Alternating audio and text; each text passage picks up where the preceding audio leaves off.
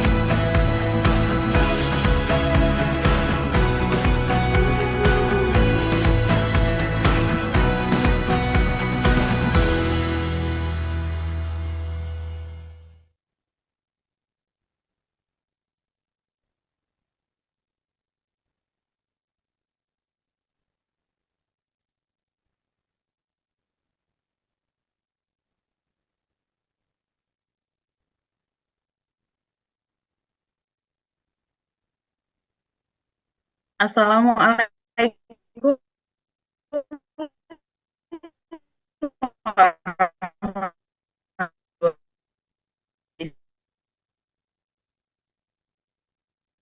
Putus-putus Mbak Dewi. Good morning, everyone. Honorable Bapak Wardani Sugianto, the Director of Vocational Secondary School, Ministry of Education, Culture, Research, and Technology of Republic of Indonesia. His Excellency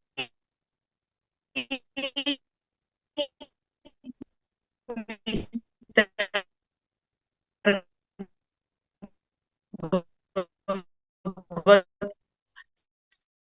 Suharwoto, Professor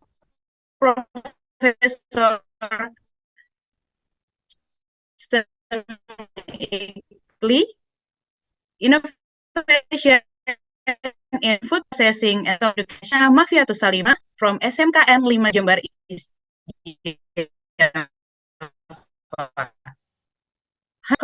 Research Institute. Honorable Ibu Eskawati Musyarofa Bunyamin from Agency of Standard Curriculum and Assessment of Education. Honorable distinguished participants, ladies and gentlemen, whom I cannot mention one by one. Welcome to the webinar International Introducing Industrial 4.0 Concept in Food and Beverage Sector. I'm Agri Cynthia Pratiwi Dharma, your host for today, and I'm thrilled to guide you through this transformative journey in this informative and exciting event.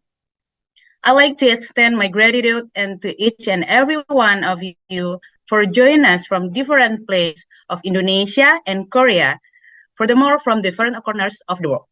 We are proud to present this seminar event as a place for stakeholders in the vocational sector in Republic of Indonesia and Republic of Korea, from the government, from the schools, TVET, and business entities and industry. The objective of the conference is explore current development and technology, curriculum and learning overview, information exchange, and a curriculum collaboration, and summarize through the theme introducing industrial 4.0 concept in food and beverage sector. Thank you for emphasizing the significance of today's webinar. It is indeed a special occasion as we gather here on YouTube Live Direktorat SMK-Kemdikbud channel with a participant from Republic of Korea and Republic of Indonesia. The speakers from multiple nations reflect the commitment and dedication of our region to strengthen cooperation and collaboration in the field of TVET. Ladies and gentlemen, as we commence the webinar, we kindly request all attendees to begin the next section. Please join us in singing the national anthem of Indonesia and the national anthem of the Republic of Korea.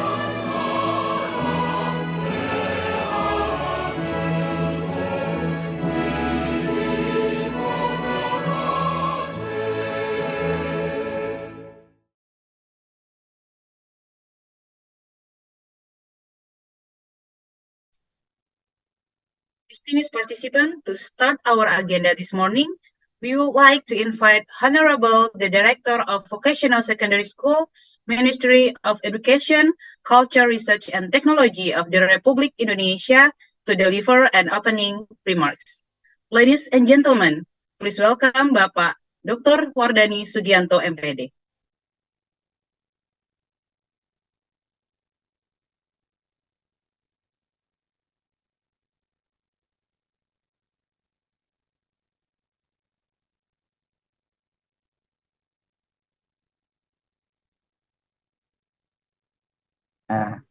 I will read it.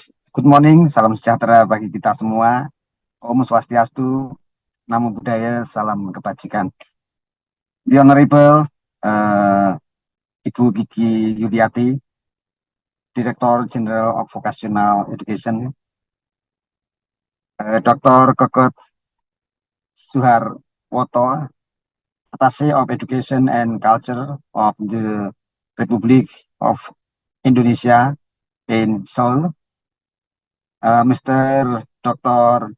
Yong Sang Kim, Research Fellow of Korea Research Institute for Vocational Education and Training, Professor Song Lee, Onam University, Head of Agency of Standard Curriculum and Assessment in Education, Head of Indonesian Coffee and Cacao Research Institute, Head of SMK Negeri 5 Jember, Head of Provincial Education Office, and Headmasters of Indonesian and Korean Vocational High School. Foremost, please allow me to extend my sincere appreciation to our presenters for sharing the knowledge and the participants for attending this webinar. I genuinely hope that this webinar will present our perspective participants in the area of the food and beverage sector. Food and beverage sector stand as a fundamental necessity for all living creatures. Essential food items provide the energy required for daily activities, finish damage body cells, and contribute to physical and cognitive growth. Primary physical purposes, food and beverage also carry philosophical values, culture, and traditional values, such as branding, which reflects the Minangkabau culture, and kimchi as a iconic Korean dish. I'm sorry. Rapid technological advancement have led a significant transformation in the food and beverage sector, driven by dynamic in household consumption and more diverse market demand, both domestically and globally. The post-industry revolution, also known as Industry 4.0, is the redefining how we produce, process, distribute food and beverage, making these processes smarter, more efficient, and environmentally sustainable.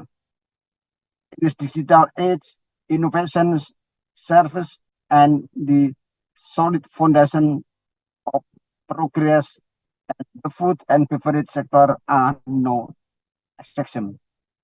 Indonesia, as a developing country, is committed to optimizing the performance and potential of its manufacturing sector. In 2018, it unveiled a roadmap for the implementation of Industry 4.0 across 5 priority sector titled Making Indonesia 4.0. According to this roadmap, the food and beverage industry is one of the manufacturing subsector prioritized for digital transformation. The integration of Industry 4.0 technologies into the food and beverage industry aims to enhance productivity, efficiently, and qualitatively, to strengthen the industry competitiveness. Today, we have assembled the greatest mind to share their insight, experiences, and visionary perspectives on how Industry 4.0 is reshaping the landscape of food and beverage production. Through this international webinar, our goal is to explore the immense potential and challenges that lie ahead and together chart a course towards a more sustainable, efficient, and technology-driven future for our industry. As we embark on this journey of exploration and experiments, I encourage all of you to actively ask questions and collaborate. It is through dialogue and shared knowledge that we can harness the power of this fourth industry revolution in to not only meet the growing demands of our global population, but also ensure to safety, quality, and sustainability of the food and beverage we consume. Once again, I extend my gratitude for your participation, and I hope this webinar will bring insight and knowledge to all participants. Let us make this experience truly transformative and memorable. Wassalamualaikum warahmatullahi wabarakatuh. Om Santi Santi Om Namo Buddhaya. Thank you.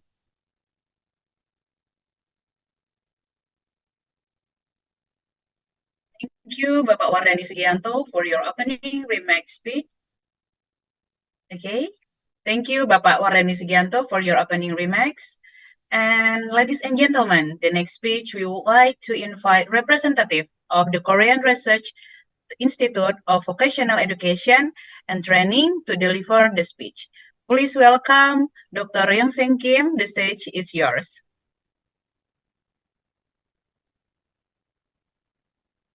Thank you, MC, and thank you all participants, especially Dr. Kiki Yulianti, the Director General of Vocational Education, and Dr. Wardani.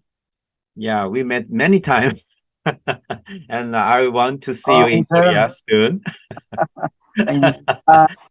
Yeah, actually, the Vocational Education Cooperation between Korea and Indonesia is getting better. Yes. Yes. And thank you for the MC and the other participant, especially all the technicians and the Tree, Miss Tree and Dharma and Dr. Gogot. Yeah, we met in Korea many times. Yeah, and all the technical support and then all the participants from the SMK and the other school.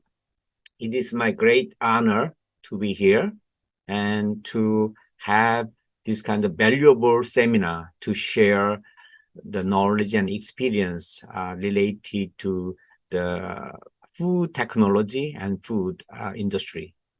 As you may know, actually the number of the people on Earth is increasing. And then we will see the food shortage sooner or later. And one of the big reason is climate change. Now the production of the food in Korea is decreasing seriously every year, especially this year.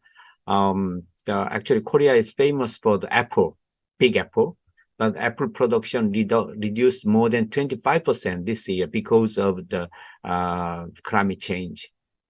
Thus, I think as Dr. Suryani mentions, the food technology and food industry is the foundation of all the nations.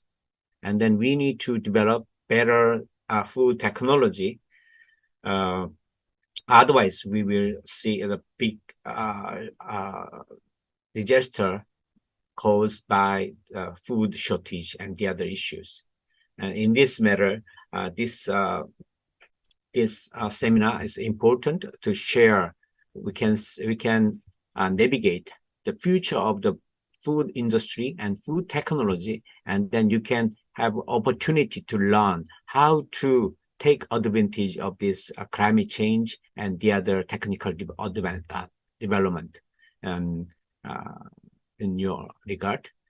And today, I will make a presentation regarding on the new technology and how vocational education need to adopt this technical change and the other issue.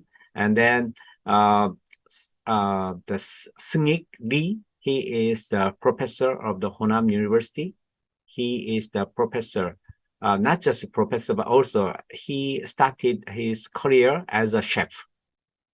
He's a real culinary expert. And then he studied, and then at the same time, he researched on the food technology and the culinary industry. Thus, he knows from the bottom to the top.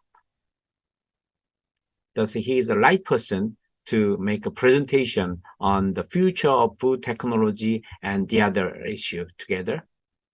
And especially, KRIBET, as a Korea Research Institute Vocational Education Training, want to continue the vocational cooperation with the industry of education, culture, and research and technology. And I will visit your ministry next week, 15, have a seminar, and then we will visit 4 schools to share our experience and knowledge with the Indonesian schools. In this regard, we will see the better future of vocational education development in Indonesia. At the same time, Korean school and institute can learn something important things from the Indonesian school and Ministry of Education. Thank you for hosting this valuable knowledge sharing event. Thank you. Thank you, Mr. KM, for your speech. Okay, ladies and gentlemen, we would like to invite the representative from Indonesian Ambassador to South Korea to deliver the next speech. At this moment, it will be represented from Attaché and Culture of the Republic Indonesia in Seoul. Please welcome Mr. Gogot Suharwoto. The stage is yours. Thank you, Bu Cynthia. 안녕하십니까, 여러분. Assalamualaikum warahmatullahi wabarakatuh. Good morning. Here is good afternoon. Salam kebajikan. Om Swastiastu, Namo Buddhaya. Honorable Director General of Vocational Education, Dr. Kiki Yuliati, and then also Director of Vocational School, Bapak Dr. Wardani Sugianto, also Honorable Dr. Yang Sang Kim, Research Fellow at KRIBET, and resource person from Honam University, Professor Seung-ik Lee, distinguished Dr. Nur Arifandi from Indonesia Coffee and Cacao Research Institute. And also we have Ibu Eskawati, and then Ibu Diana, and all principal, teachers, education officers, guests, ladies and gentlemen.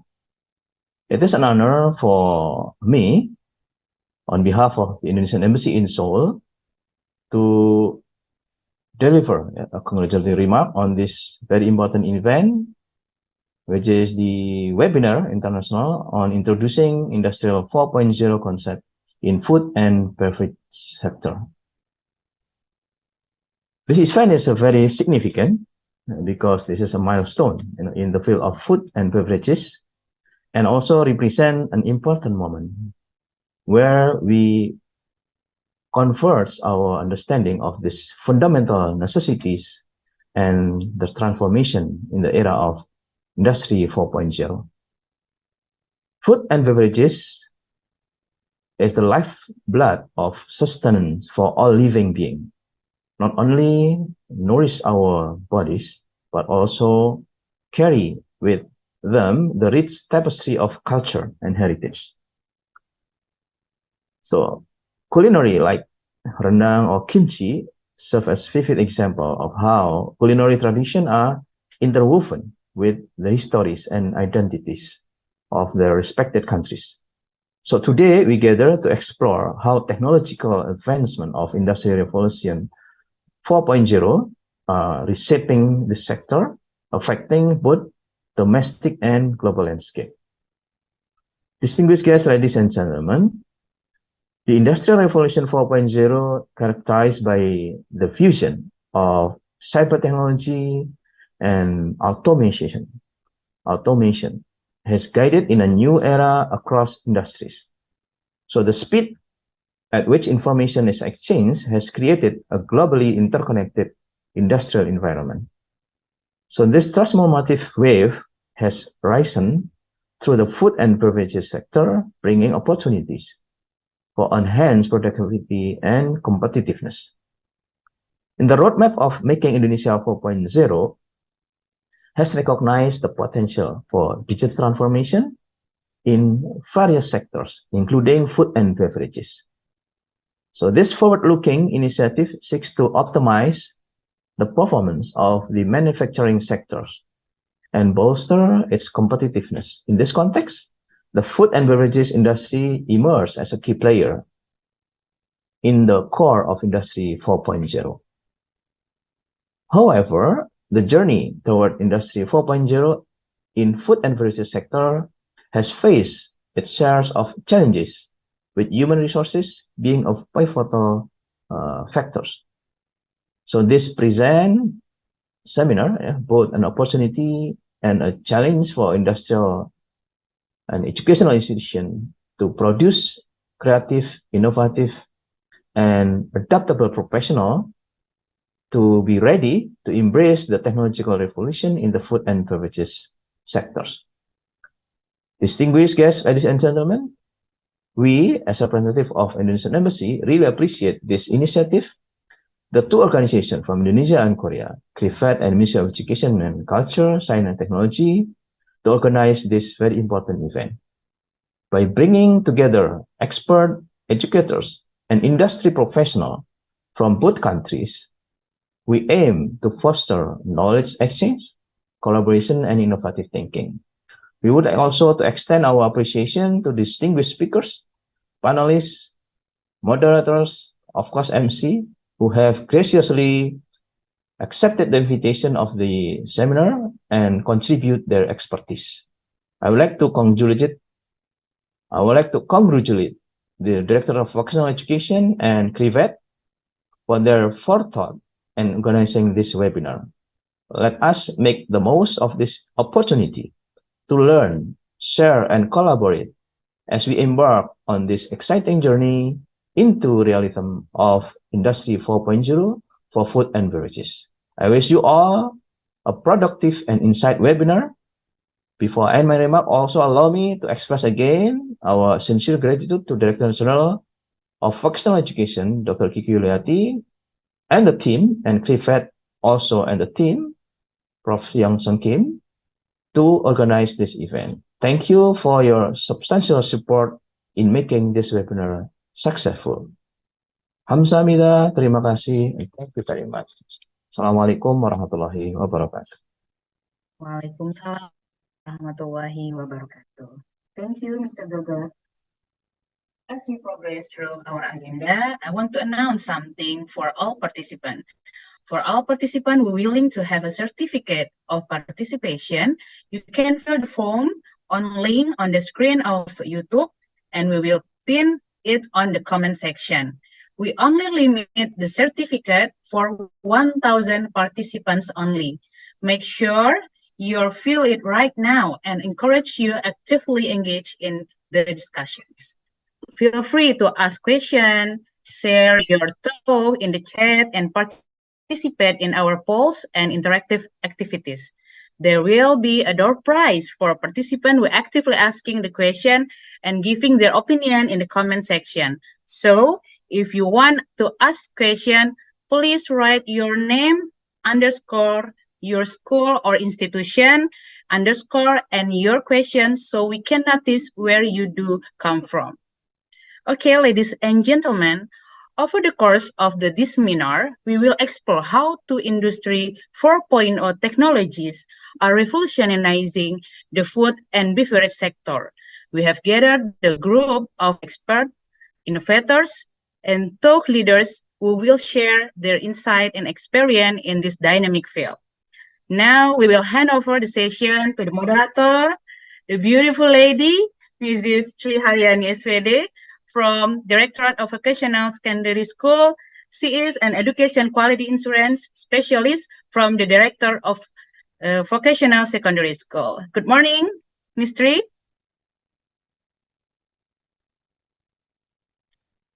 Good morning. Good morning. Okay, stage is yours. 야, 제가 오늘 발표할 내용인데 이미 뭐 비디오로 이미 제시한 것 아니요. 같은데, 네, 지금 하시는 거 아니에요? 예.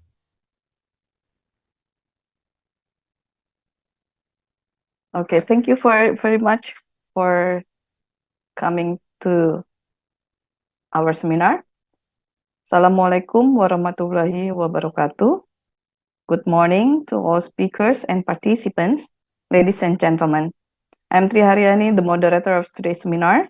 I'm pleased to see you here and welcome all of you to this seminar. The theme of today's seminar is introducing the Industrial 4.0 concept in food and beverage sectors. There are 5 speakers from Indonesia and Korea. And for all participants, you may ask some questions while the speakers give the presentations through YouTube chat box.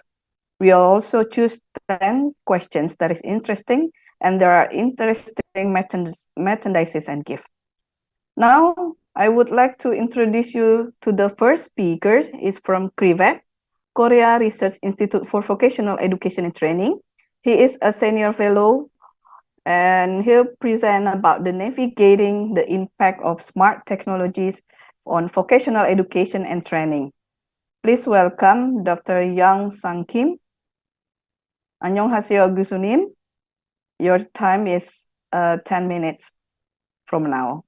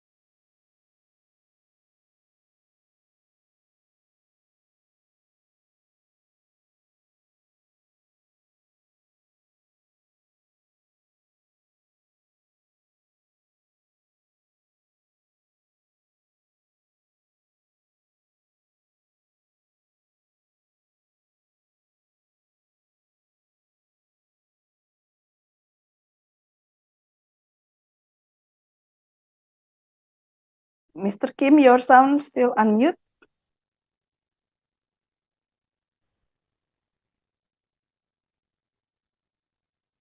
Now okay? Okay. Okay, sorry.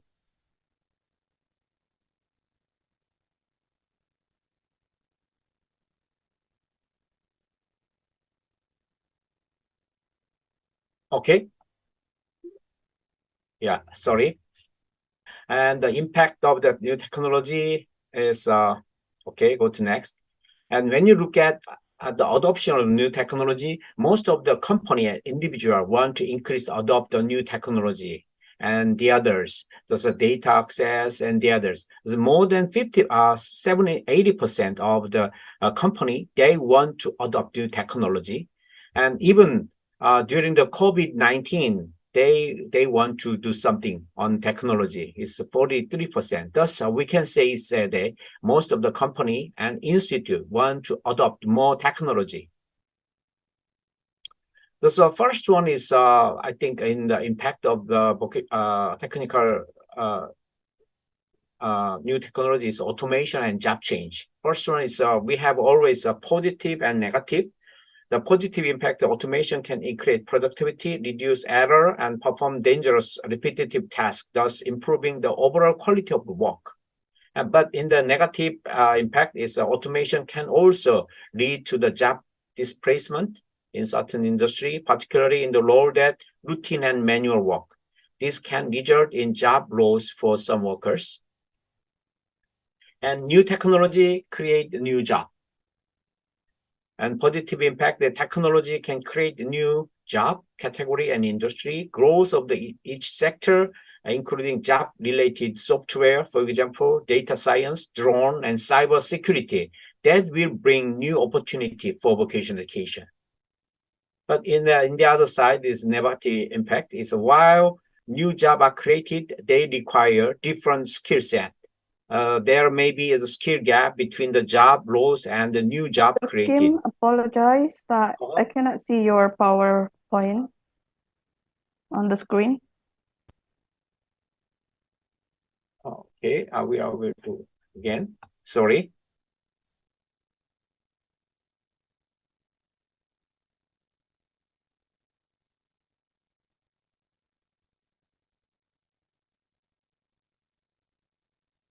Okay. 3, okay? Okay, put it on slideshow, please. Yes. Okay.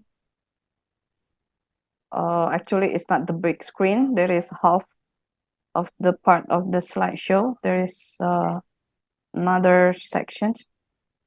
Okay, Now, okay. better Okay. like this. Okay, you Yes. can go ahead. Okay, and then the technology has created entire new jobs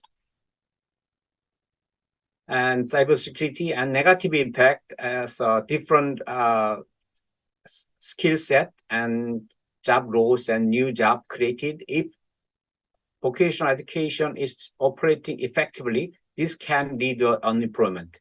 Not effectively, can lead to unemployment for some individuals. Okay, when you look at the new technology, for example, transition of a new business, it can create more job in most of the sector, but only some things can create some job displacement, but not many. Okay, this is a new technology. What new technology? The most of company they want to adopt is the digital platform and app and educational and development technology, the edtech and big data and Internet of Things, IoT and cloud and security and e-commerce. And robot and humanoid is only half. Thus, more company interest in the digital technology. And then next impact is a human and AI collaboration. Positive impact, AI and technology can complement human capacities, making worker more efficient and effective, and less hard, difficult, dirty, dangerous. Thus, that may ensure better work environment if vocational education working properly. But a negative impact, low digital skill have less opportunity disregard traditional skill if vocational education not working properly. Thus, vocational education most important to make a change on the impact of the new technology. Okay, I want to skip this one. It's too long. Okay. And then new skill requirement I want to mention is a positive impact. New technology required to acquire new skill and adapt to changing work environment. Lifelong skill development become normal, and the individual who continuously update their skill may benefit from high salary and stable jobs. But negative is those who are not unable or unwilling to acquire new skill may face a difficulty in finding employment, or maybe relegated to low-paid and less stable job. Okay, actually, this is the strategy of the company, the workforce strategy. The first one is invest in the learning and training. That is most important. And second one is accelerate the automation. Thus, actually, there are two things going on. If they have better learning opportunity, they can put more emphasis on the human skill. But if it's not working very well, they will put more emphasis on accelerated automation in process. That's why vocational education is most important matter to make a difference. Okay, and then when you look at the real barrier to business transformation in the business, skill gap. Actually, they want to start a new business, but they are not skilled worker on the specific sectors, not available in the market. That is most important problem in the business sector. Okay, and then go to, okay, next one. Actually, when you look at the company, the workforces, actually 39%, they do not need to change any skill. But the other 61%, they have planned to upgrade their skill sooner or later.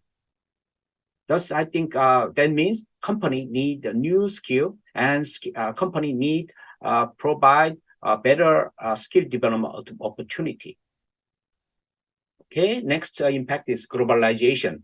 Now we're getting into more deep globalization, and technology has facilitated global trade and communication, which has the potential to create more diverse job opportunity and access to global market. For example, when you finish your study in Indonesia, you can come to Korea and have a job in Korea, and then some Korean students have a job in Indonesia.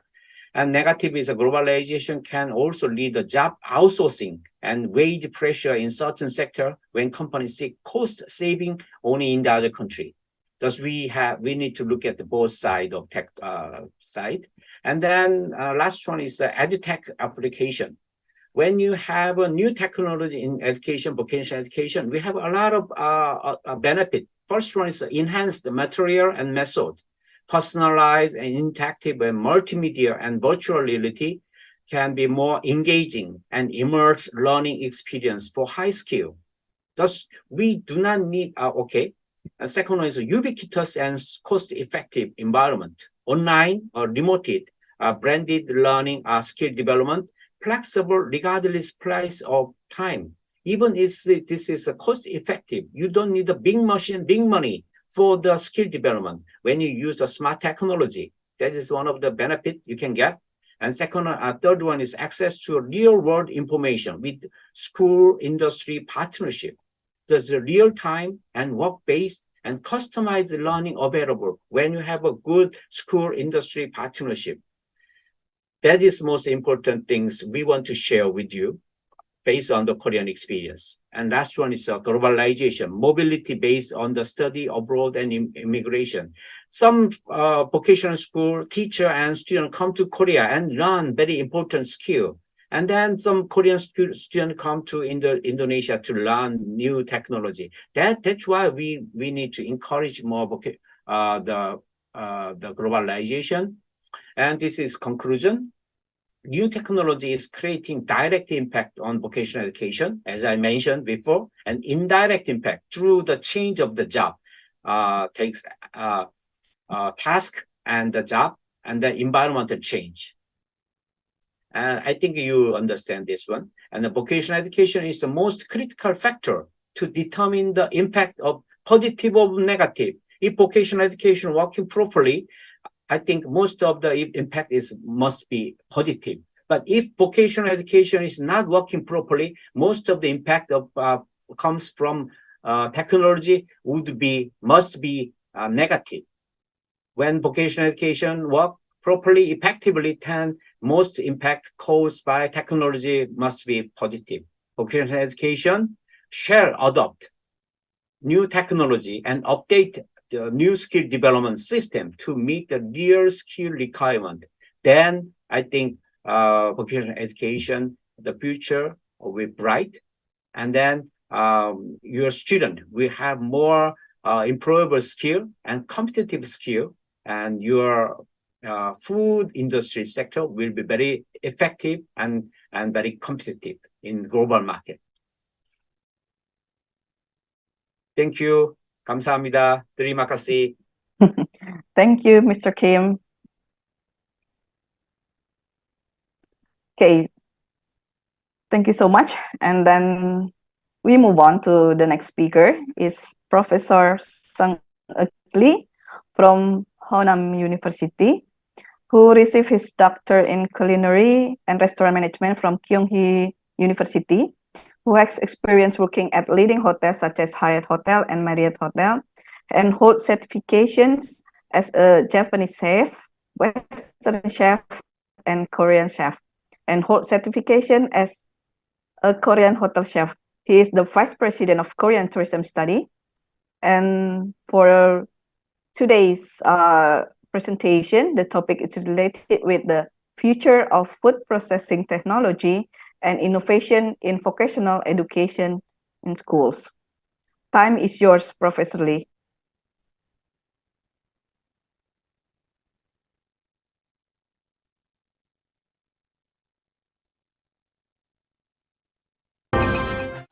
안녕하십니까.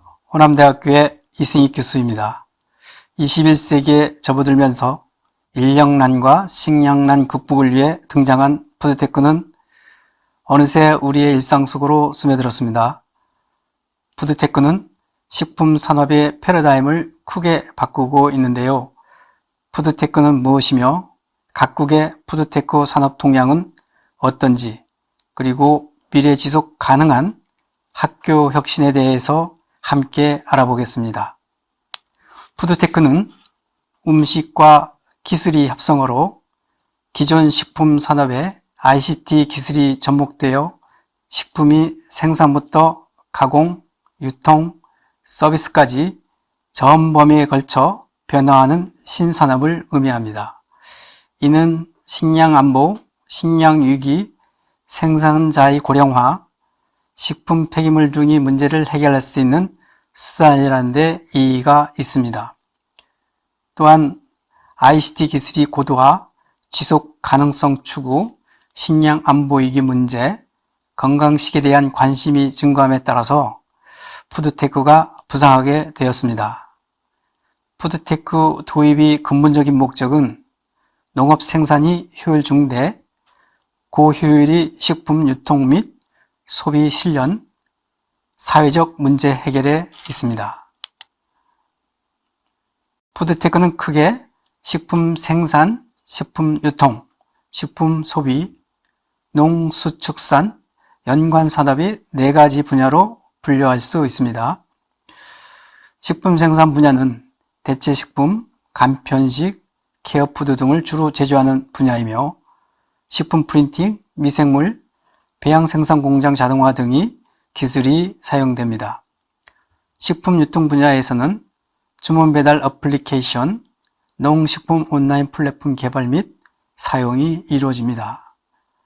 식품 소비 분야는 외식 서비스와 처리 기술 분야로 구분하고 있는데, 외식 서비스에는 로봇 자동화와 모바일 식당 주문, 배달 등의 서비스가 포함되며, 그 종류에는 이커머스 등의 플랫폼 시장, 서빙 로봇, 식품 제조 등이 있습니다. 처리 기술 분야에는 AI 등을 사용한 음식, 식당 추천 기술 등이 포함됩니다. 농수축산 연관 산업에는 식품 처리 기술 및 생산 기술 개발과 관련한 하드웨어, 소프트웨어 산업이 포함됩니다. 푸드테크 산업의 주요 영역 중 대표적인 식품 개발은 대체식품과 간편식품, 케어푸드가 있습니다. 대체식품 제조는 로봇 등을 활용한 생산공정 자동화, 온라인 플랫폼을 통한 식품 유통을 하며 로봇이 서비스를 하는 푸드 업사이클링으로 이루어져 있습니다. 간편식품 영역 역시 제조공정 자동화와 식품물류 로봇이 소비자에게 맞춤형 서비스로 이루어져 쓰레기 저감 효과가 있습니다. 케어푸드 영역은 스마트 안전관리로 식품 제조가 이루어지고 식품 유통 로봇에 의해 무인 서비스로 이루어져 친환경 보장이 효과가 있습니다.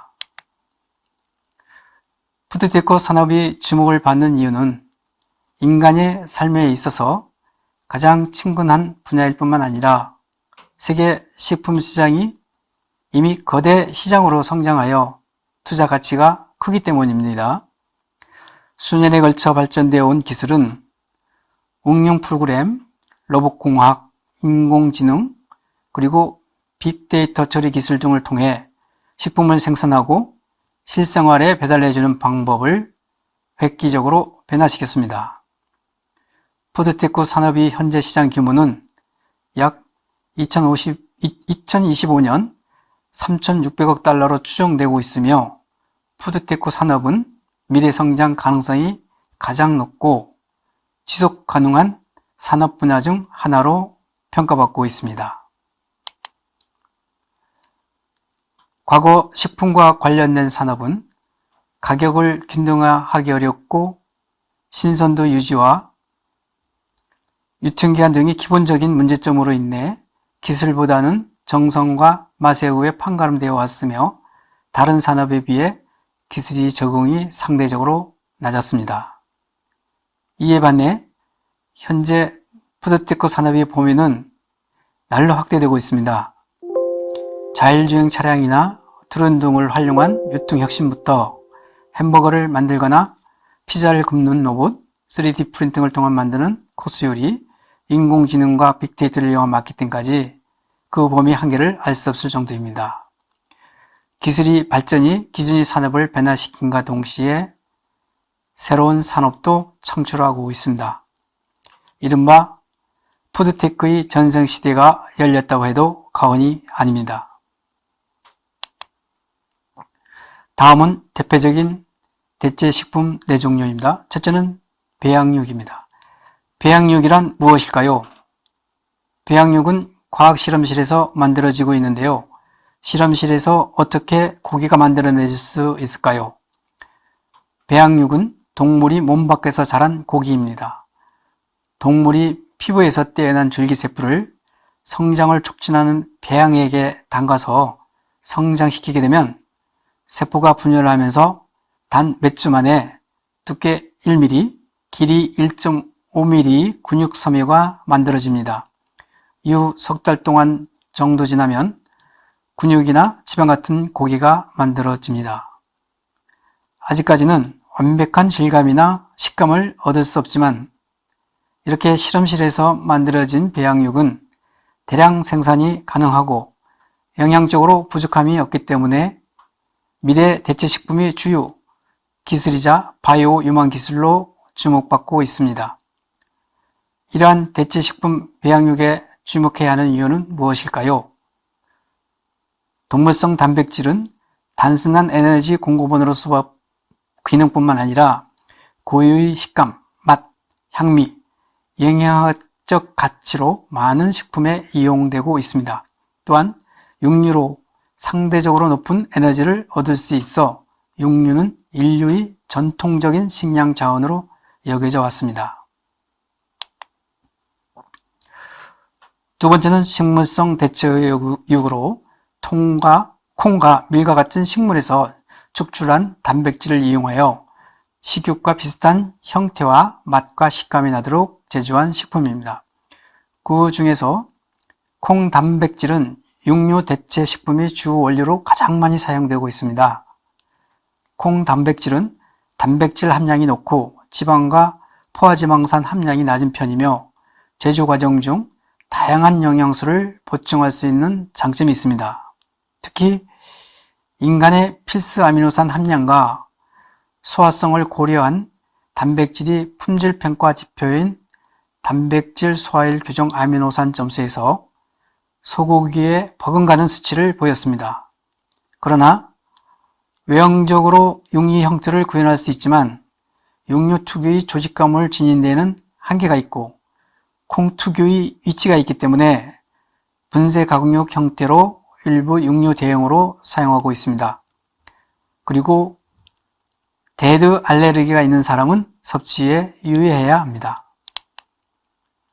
세 번째는 미생물 진균류 대체육입니다.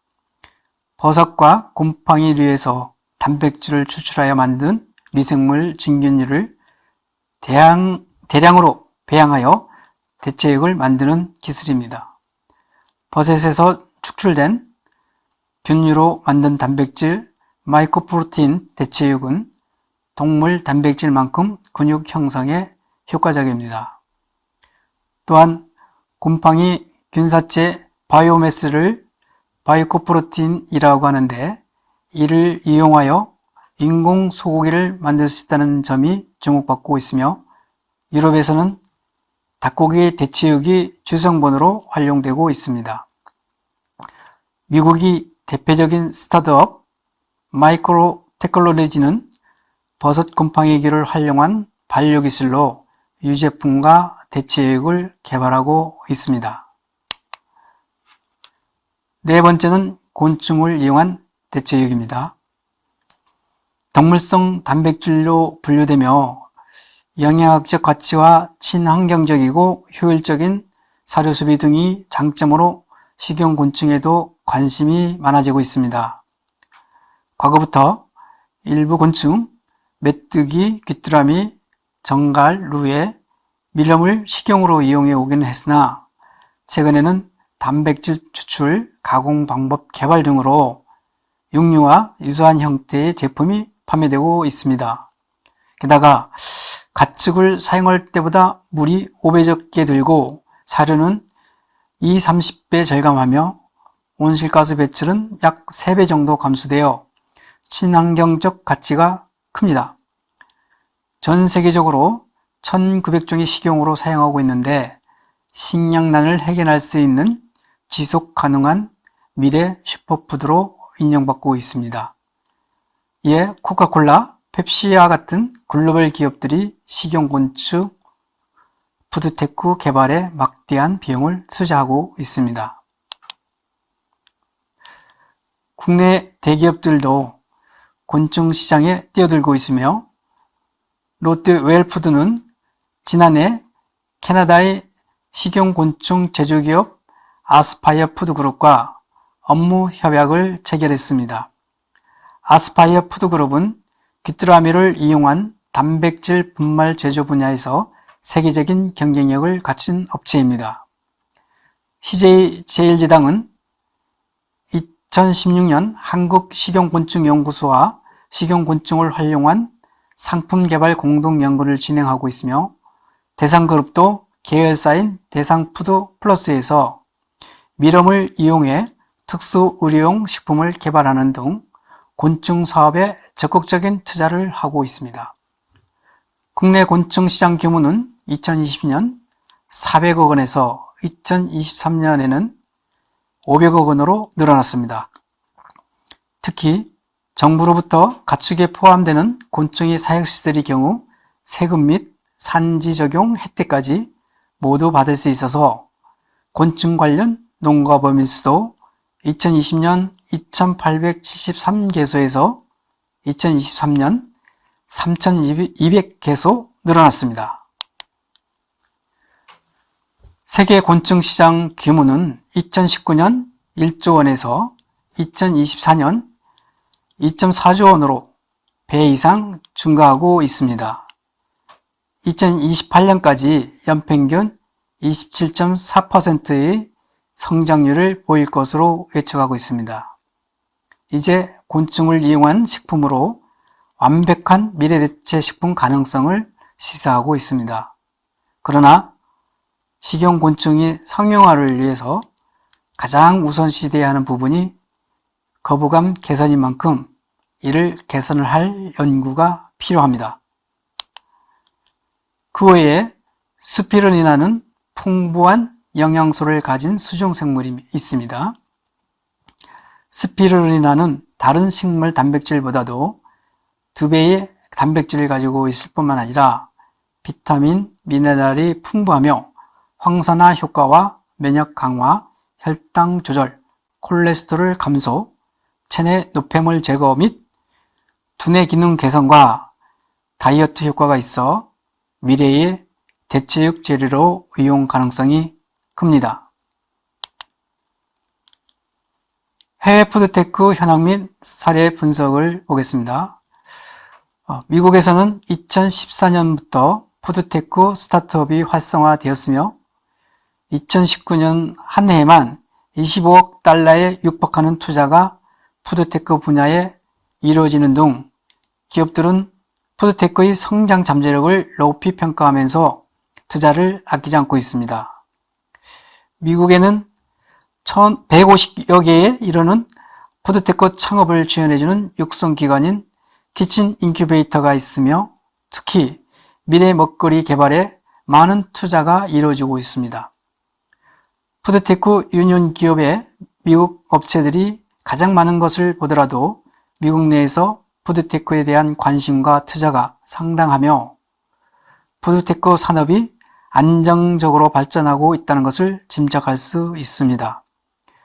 그 중에서도 유전공학의 결과물인 대체육이 맛과 식감에 있어서도 실제 고기와 구별하지 못할 정도의 품질로 푸드테크 흥행을 주도하고 있습니다.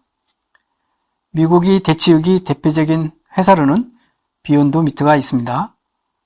하버드 대학의 이선 브라운 교수에 의해 2009년 설립되어 세계적인 대체육류 대표 회사로 성장했으며 매출액은 2016년도 1억 5천만 달러에서 2022년 4억 달러로 크게 증가하였습니다. 기술 발달에 따른 맛, 식감 등의 개선과 건강, 환경 및 동물 복지에 관한 관심 증가가 시장 성장의 주요 배경이며 향후 대체육은 육류 시장을 지속적으로 선도해 나갈 것으로 예상됩니다.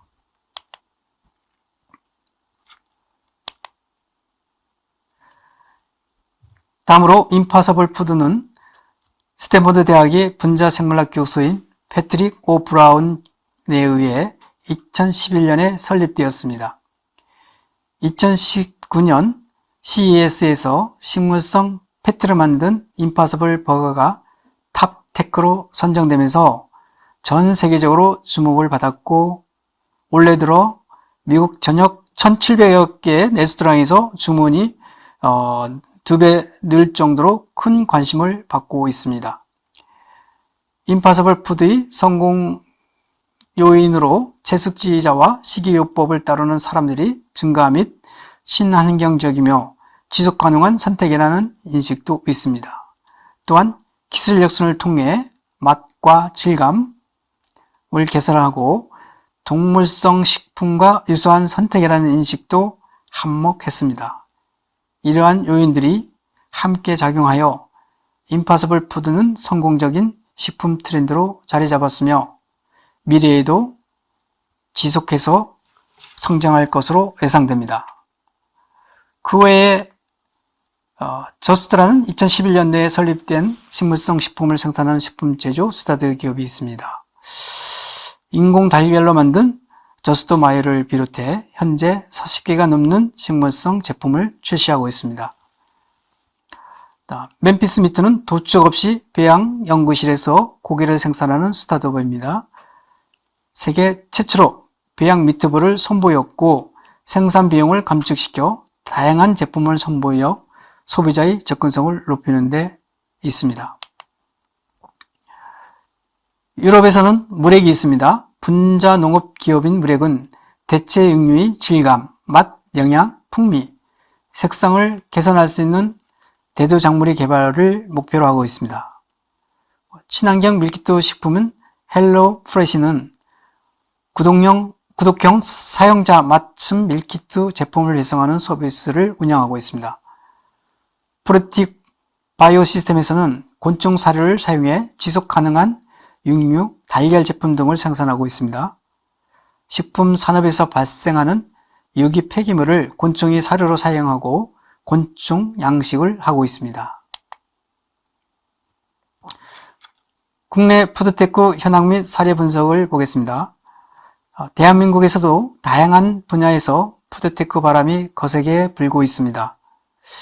대기업에서는 인공지능과 빅데이터를 통해 신제품 개발과 마케팅에 활용할 스타트업 투자 펀드를 조성하고 있습니다.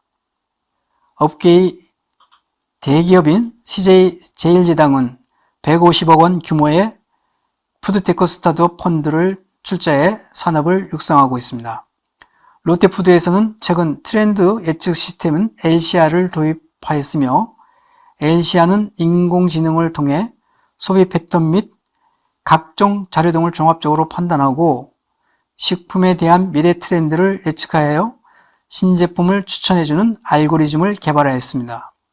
풀무원은 식물성 대체육과 더불어 배양육 투자에 적극적입니다. 그 외 많은 식품 회사들이 배달음식 주문 서비스를 도입했고 최근 생산과 유통 분야에도 다양한 스타트업이 등장하고 있으며 대기업의 투자도 확대되고 있으나 미국, 유럽 등과 비교해보면 산업의 범위나 투자의 양에서 볼 때 상대적으로 보기보다는 힘듭니다. 하지만 2023년도 대한민국 농식품부가 푸드테크 10대 핵심 기술 분야에 1,000억 원을 투자하기로 하여 긍정적인 신호를 보이고 있습니다. 다음은 대한민국의 주식회사 디부전 푸드의 비건 음식 연구 및 제조 과정을 영상으로 준비하였습니다. Meat alternative has been in the spotlight as the food of the future. And a lot of experts have carried out researches to develop healthier meat alternatives. They have focused on the strength of molecular gastronomy, which can transform the texture of ingredients while keeping the original taste.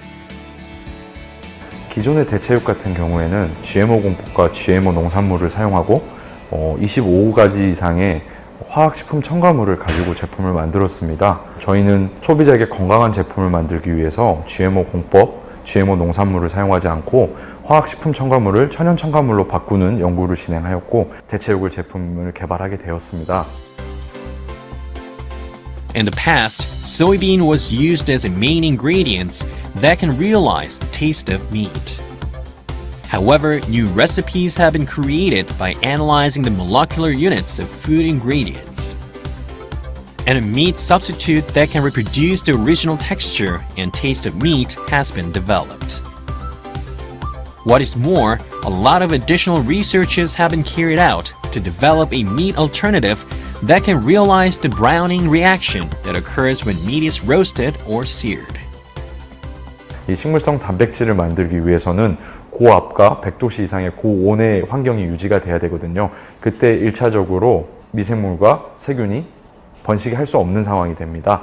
그리고 나서 이제 식물성 지방, 식물성 피가 혼합이 됐을 때 나오는 대체육을 급냉을 시키게 됩니다. 그렇기 때문에 건강한 제품을 생산해낼 수 있는 환경을 만들게 되었습니다. 세계적인 대체식품 시장은 북미가 높고 유럽과 아시아 순으로 형성됐습니다.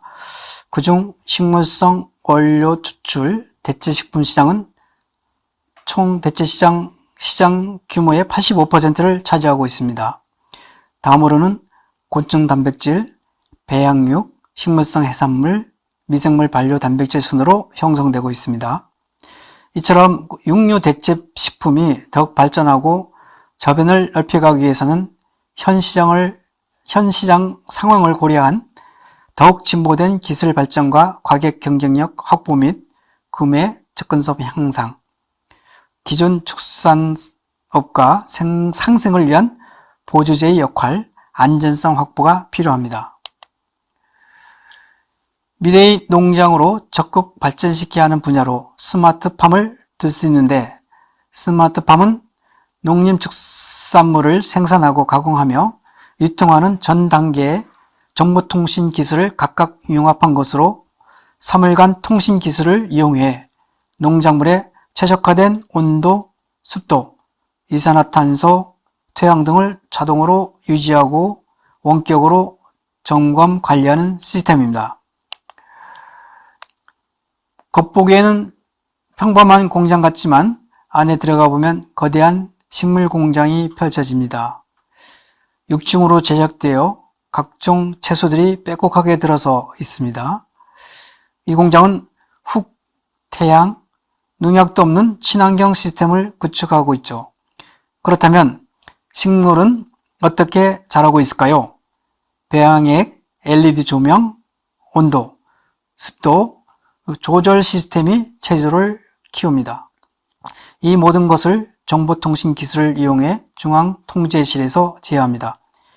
이러한 시설을 이용할 경우 일반 토지보다 60배의 수확량을 거둘 수 있으며 생산된 채소는 마트에서 친환경으로 구분하여 판매되고 일반 가정 식탁에 오릅니다. 스마트팜은 미래의 농장으로서 지구 어떤 곳이든지 식물 재배가 가능합니다. 뜨거운 사막이 줄비한 중동 국가들은 물론이고 남국에서도 신선한 채소를 재배할 수 있습니다. 따라서 이제 막 미래를 준비하는 국내 스마트팜 스타트업 기업들이 중동 국가의 스마트팜 농장 수출을 하고 있습니다. 이러한 스마트팜 세계 시장 규모는 2023년에 162억 달러에서 2028년 254억 달러로 성장하였습니다. 식량 안보 위기를 극복하기 위한 기본은 자연을 보호하고 산업 발전을 위해서 자연을 파괴하는 행위를 최소화하거나 자연과 융합하여 발전할 수 있는 방안을 마련하는 것입니다. 그렇다면 4차 산업시대의 푸드테크 관련 인재 양성과 기술 개발에 대한 학교 교육은 어떻게 이루어져야 할까요? 이번 시간을 통해 학교 혁신 역량 기반 모델을 제시하고 교육 방안과 비교과 활동에 대하여 식품 전공 학생들의 사례를 말씀드리겠습니다. 먼저 혁신교육 과정 설계에서 환경 분석을 통해 발전 전략의 방향성을 도출하고 설정해 볼 수 있습니다.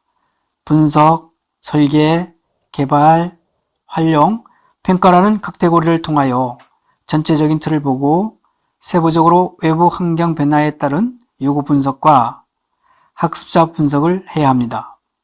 설계에 있어서는 비전 수립 및 수업 목표 수립과 수업 방법 설계가 필요합니다. 개발에 있어서는 효과적인 교수학습 프로그램을 개발하여 실제 현장에 적용하는 것이 중요하며 산업체가 요구하는 인재를 양성해야 합니다. 또한 교수학습 프로그램을 지속적으로 관리하고 유지해야 합니다. 학습이 끝난 후에는 교육 목표의 달성 여부를 종합적으로 판정하는 평가가 있어야 되겠죠. 학교 혁신 교육을 위한 방안 중 또 하나의 중요한 영역은 학생들이 역량을 성공적으로 이끌어낼 수 있는 학교 환경입니다. 즉, 단순 지식이 아닌 문제 해결 능력, 창의성과 전공 분야의 고도화된 전문성 영역을 함께 갖춘 미래 인재 양성에 있습니다. 학교 혁신 교육 방안으로 제시되는 첫 번째 핵심 역량이란 무엇일까요? 이는 곧 학생이 성취하기를 기대하는 미래의 역량입니다.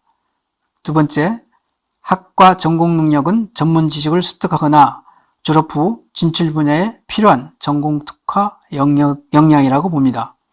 따라서 핵심 역량과 전공 능력은 기술과 학문 분야 간, 지역과 세대 간, 현실과 가상 세계 간 등 여러 경계를 무너뜨리는 초연결의 사회, 데이터를 지배하는 논리와 지식이 알고리즘을 확장, 심화해 나가는, 즉 초지능의 시대로 나아가고 있음을 의미하는 것입니다.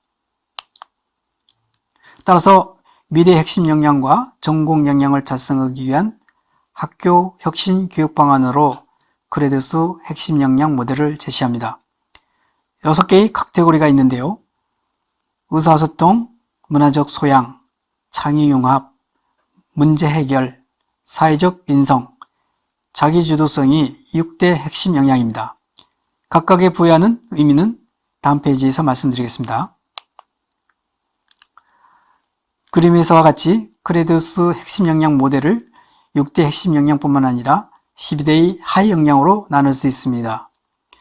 6대 핵심 역량에 집중하여 말하자면 의사소통은 이해와 표현력 그리고 대인관계로 구분하여 언어적, 비언어적 수단에 의해 의견 수용 및 표현 방식을 습득하고 대화, 화해, 타협 등을 통해 통섭형 역량을 키우는 데 있습니다.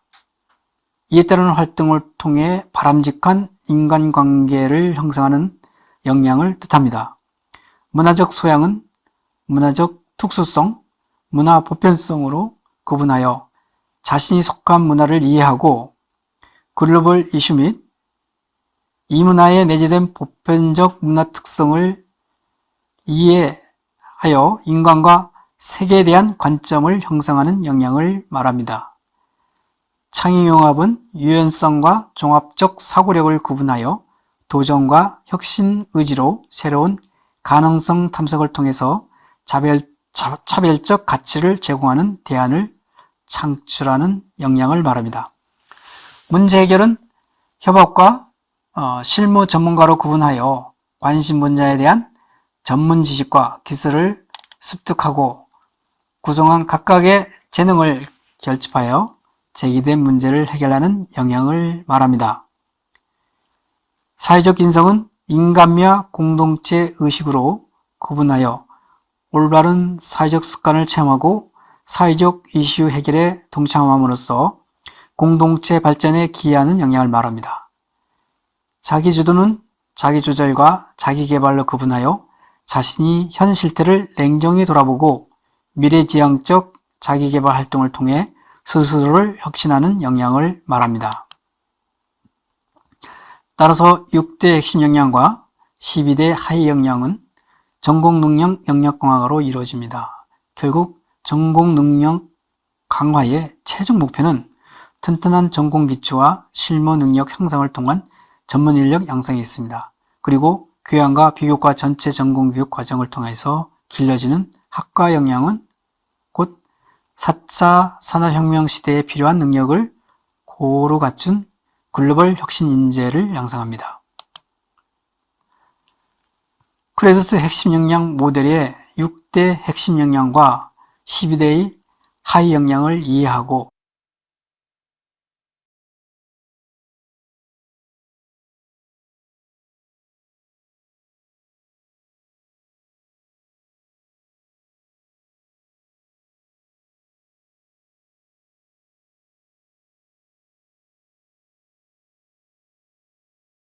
Okay, thank you very much, Professor Lee, for the fruitful presentations, even it is longer. Okay, I would like to remind you for all the participants that you have questions, please write down on the chat box of the Direktorat SMK on YouTube channel. The next speaker is from Indonesia Coffee and Cacao Research Institute. I would like to introduce Mr. Nur Arifandi Febrianto, PhD. He is a researcher in post-harvest technology with more than 10 years of working experience. He is also specialized in technological transfer to farmers and various food-based industries. Your time is 15 minutes from now. Time is yours, Mr. Nur. All right. Thank you so much for this opportunity.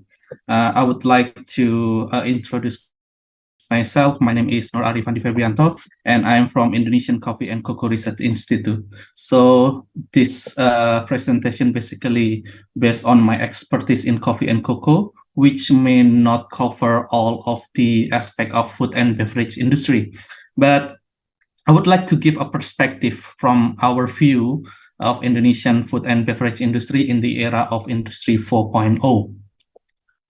And if we talk about the beverage industry in Indonesia, we cannot separated from coffee and cocoa, which is like the most one of the most important commodity in Indonesia that has been known globally.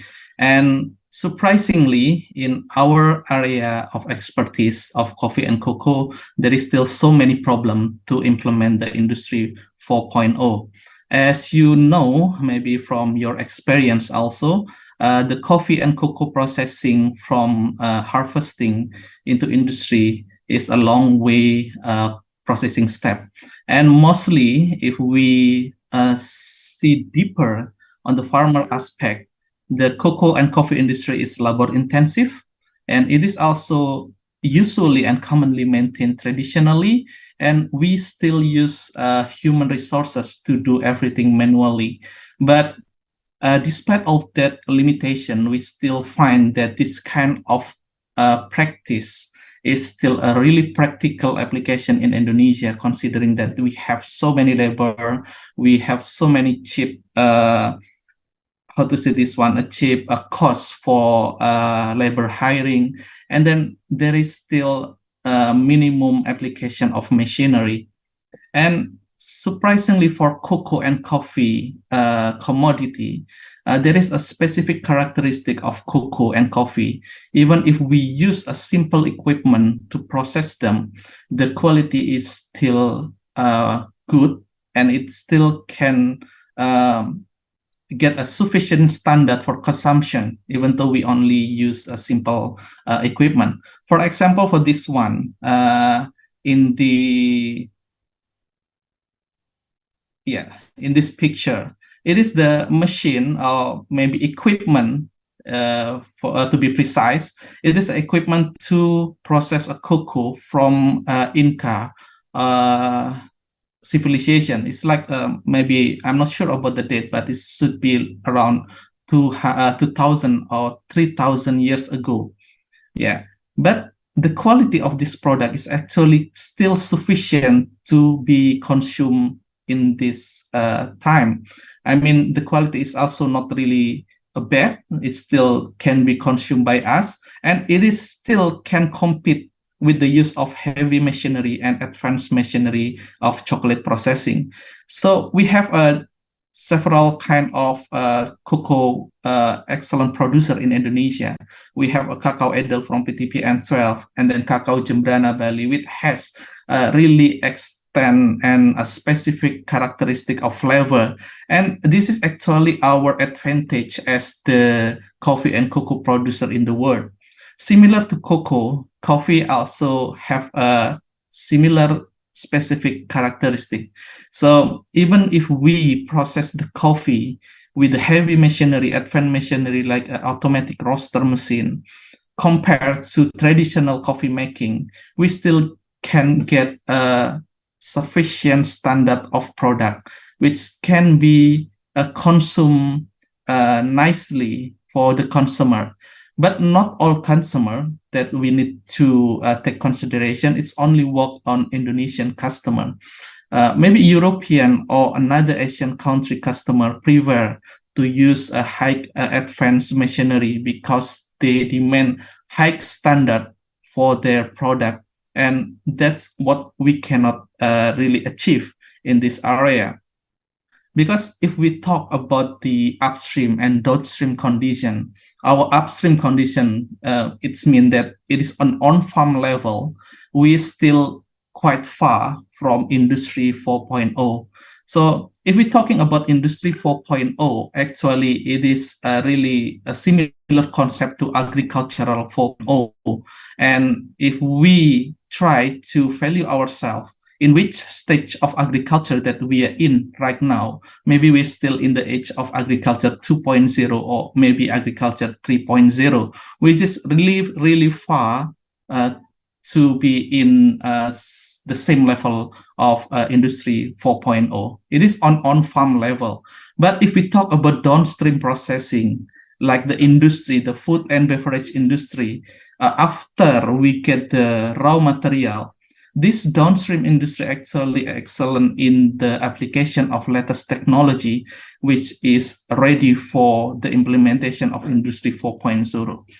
And considering this gap between on-farm and off-farm, between upstream and downstream, there is still so many problems that we need to find the solution in Indonesia farmer. So if we think what is the function of vocational study is to strengthen our core business, our upstream business, to meet the demand of industrial 4.0. If not, then we will be only a customer who will only buy product produced by another country, from industry, a big industry, and we have no choice just to follow the trend, and we cannot set a standard on our production. So this is actually a really interesting research, and this is really interesting publication from New York Times. They expect what will happen in the world in 2050. So it's like 30 years from now, the society will changing. So if we know there is an industry 4.0, agriculture 4.0, how about society? Actually, society in the world right now achieving society 5.0. So we have a lot of problem with this kind of terminology, like agriculture 4.0, industry 4.0, society 5.0. And in this area, actually, our country, Indonesia, may be still in the stage of society 3.0 to 4.0, which is like a hybrid of society 3.5. It's still quite far from society 5.0. What does this mean? It means that in the term of society, we already lose to another country in the development of technological advancement, the use of computer, Internet of Things. We already fall back, like we already behind another country. But in the 30 years later, the demographic will change. The East Asian continent, East Asian country and European continent will mostly have like oldest population in history. They mostly consist of old people, elderly. Whether in Indonesia, India, we mostly consist of adults and youngsters. So this is actually like how the world reshaping so fast and so massive. Like in the 30 years later, we either be a major producer, a major industrial company, or we will be only the major consumer company. That is what we need to think deeper about the implementation of Industry 4.0 in Indonesia. And in the real time now, right now, we almost succeeded in combining the machine and human. So we are in the stage of a robotic implementation in our body. So this is the research from Tesla inventor Elon Musk. They start a human testing for brain-computer interface. So they basically put a machine in our brain to enhance our perception on eyes, on the color, on the interface. What we perceive, we will proceed in our brain, and then also with the help of the machinery, the component in our brain, we can process much more information. So it is not possible in Indonesia right now, but I believe in 30 years later, it will change rapidly. So we have to expect that there will be so many things of mechanical component put in our brain just to improve our perception on everything.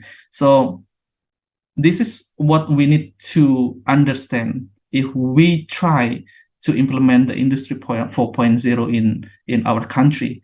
And surprisingly, there is also a research on how the social media right now in Indonesia and another country really affect significantly on our way to choose everything. So basically, if we ask for to ourselves, almost every decision that we make, whether it is from health aspect, from food, of what we do, is basically already assisted by artificial intelligence. When we want to eat bakso, for example, or we want to eat kimchi, we usually search in Google or Bing in Microsoft. And then the Bing and Microsoft will recommend us, oh, this is the best kimchi in your area, or this is the best bakso in our area.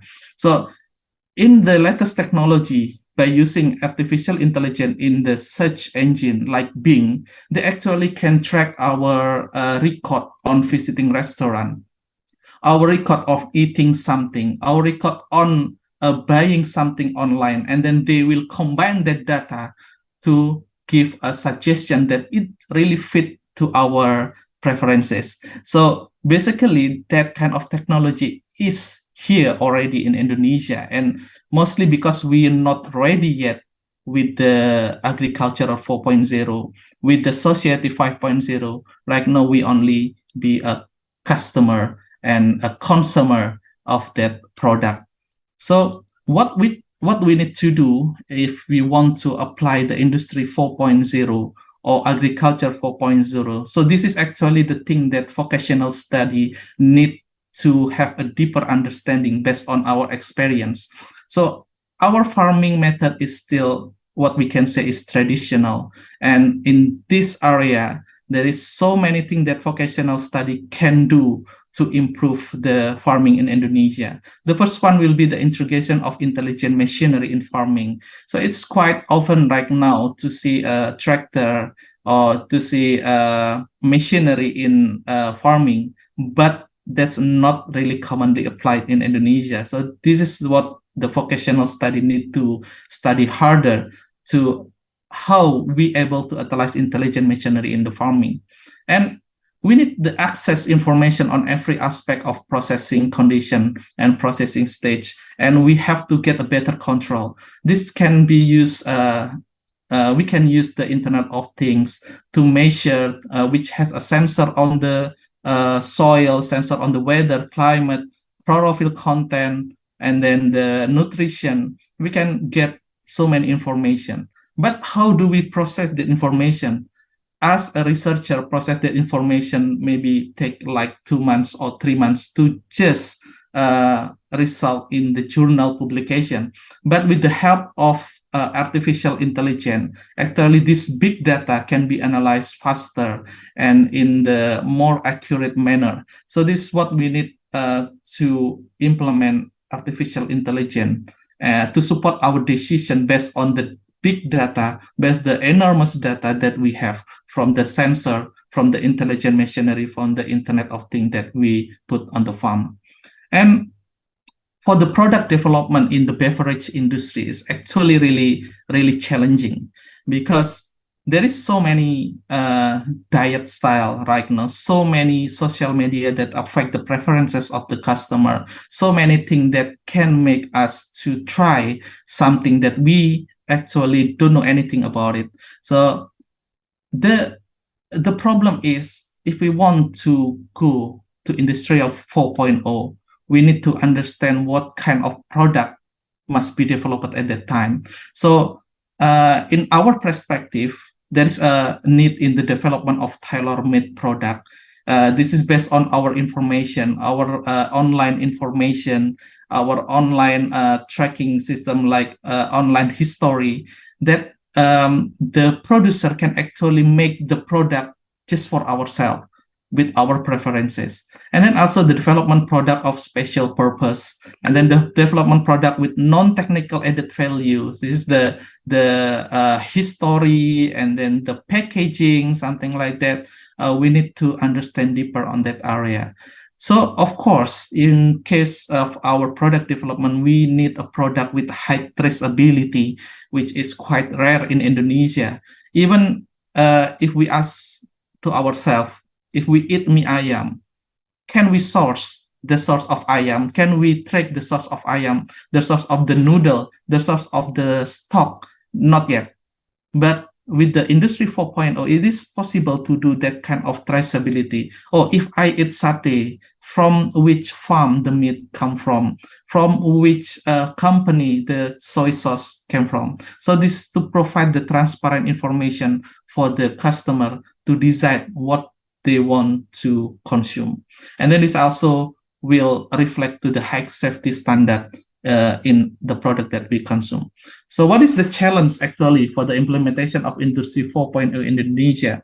So basically the first challenge will be the older generation of farmer. So less adults and less youngster interested in the farming anymore. So mostly the farmer will be elderly and from old generation. So this what vocational study need to address the issue. And then also the fluctuation in price.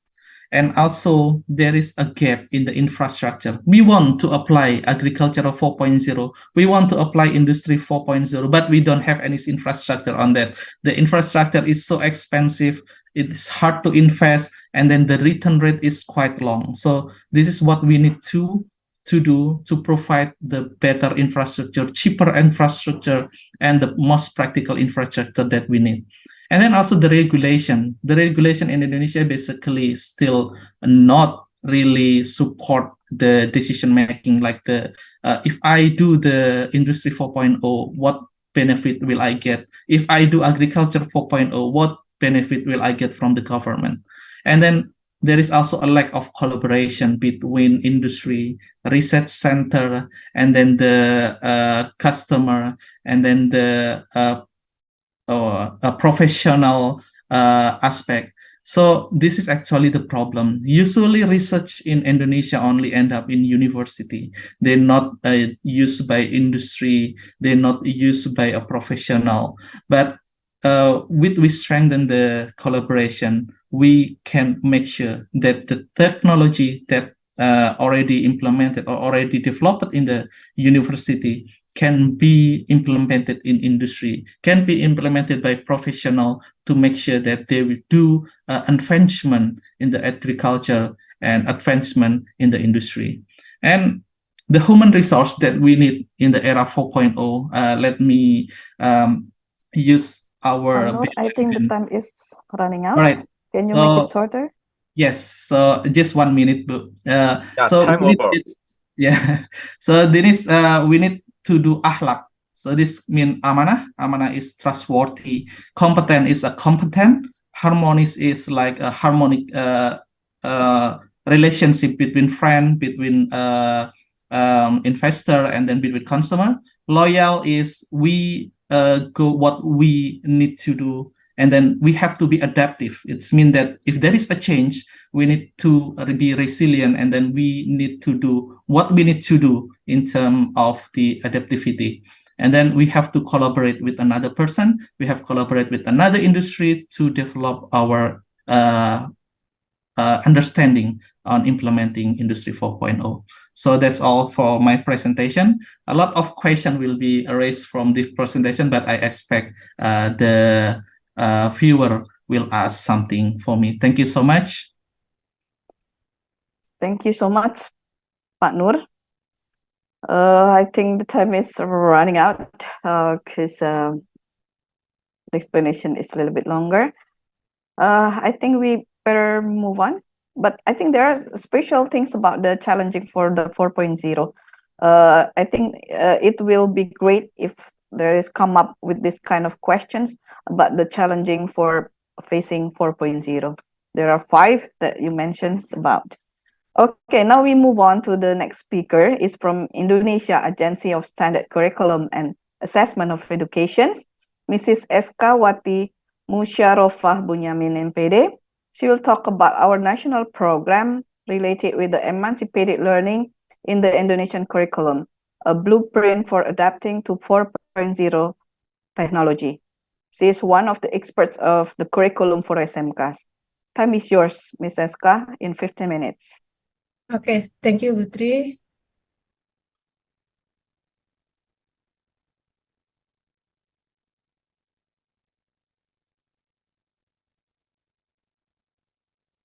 Okay, thank you for this opportunity. I'm Eskawati Musyarovah Bunyamin. I'm from Center of Curriculum and Learning. Today, I want to share about emancipated curriculum, improvement in learning process in Indonesia. Okay, The first of all, in late 2019, we try to simplify structure in SMK curriculum because Indonesia government embarked on a series of systemic education reforms. We call it Merdeka Belajar or emancipated learning. These reforms are set to improve learning outcome, promote quality and equitable education for all Indonesian students. Why we develop emancipated learning? Because the needed for a curriculum framework that clearly sets out of the key knowledge, understanding, and skills that students need to learn as they progress through school, particularly literacy and numeracy in the early grades. So equally important is the needs to develop teachers' capacities for quality teaching, differentiated learning, and assessment to determine student learning needs and to monitor progress and attainment. Okay, this is a summary of change of skill concentration. We simplify the curriculum from 146 skill concentration become 128 skill concentration.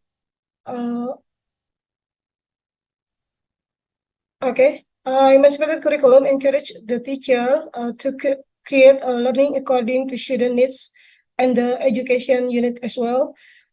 This is emphasizing on emancipated curriculum where the learning according to student needs and the education unit as well.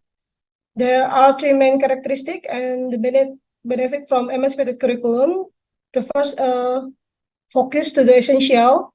So the teacher not moving so fast from one subject to another material, but instead they can deepen and extend their subject before move on. It can provide time to give deepen and extend their subject so they can expand their material. And the presence of a project penguatan profil pelajar Pancasila give a chance to enhance competencies and character from group project in a real context. In SMK, we provide a theme of working, so they can make project with them working. And the last is a learning target now is based on fast and flexible learning schedule. So the school, especially in SMK, they can involve the industry to manage their curriculum and make the learning be more relevant with the student needs and the industry needs.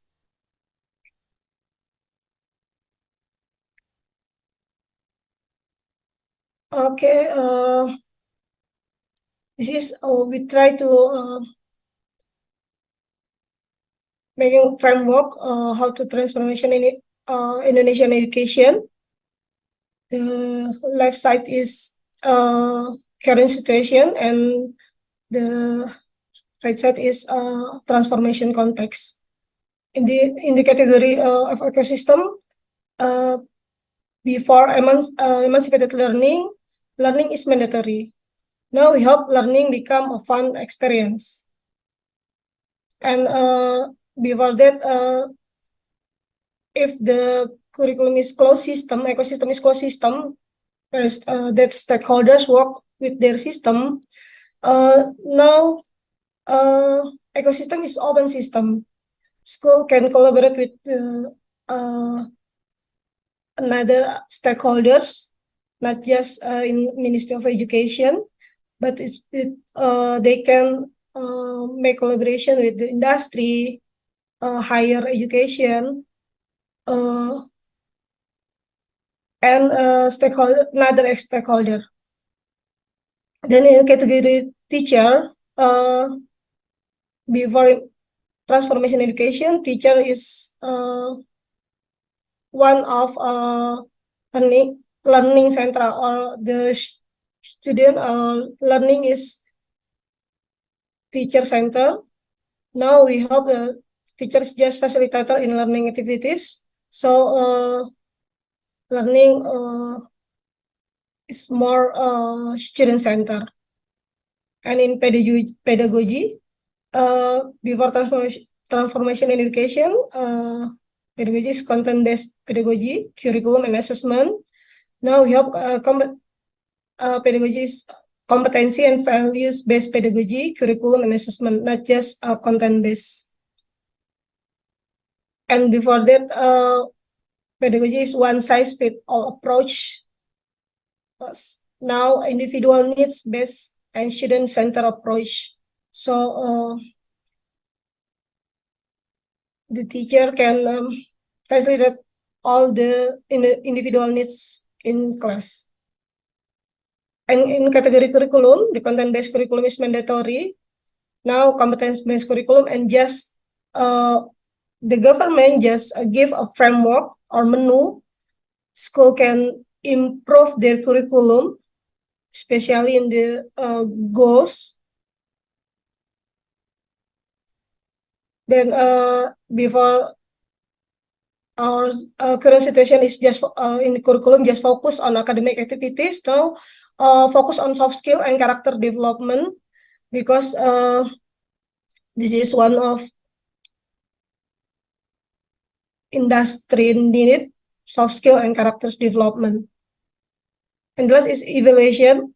In this current situation, assessment is summative.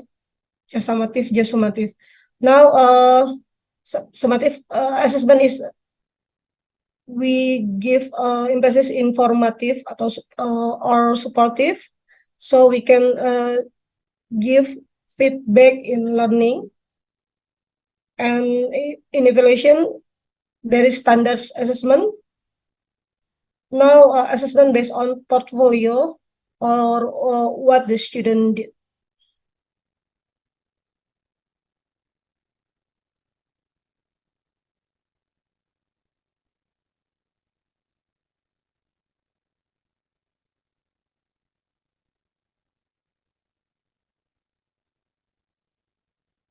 Okay, this is fast in implementation of emancipated curriculum from 2019 and until now. We have 4 pass, and in each pass we provide feedback, so we can improve our policy of education or policy of curriculum. Now, in SMK, especially in SMK-PK, Center of Excellence, until 2022, there is 901 Center of Excellence doing emancipated curriculum. And the last for 2044 until 2045, emancipated curriculum will be a national curriculum, and passing out curriculum, I mean curriculum 2013.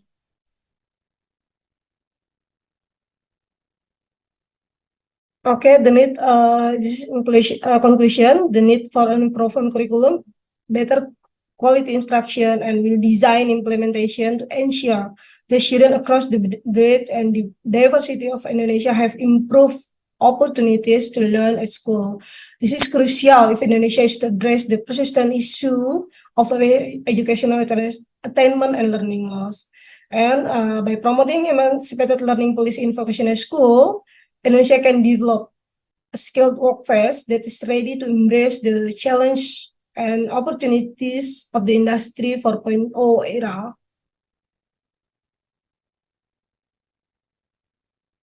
And when we develop the emancipated curriculum, especially for SMK curriculum, we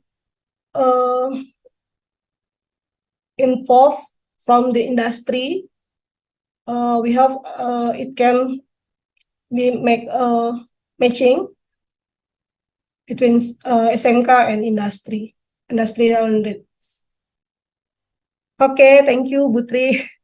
I think it's just that's all from me. Thank you. Thank you so much, Ms. Eska. Hopefully we have a new... I think I give a discount time.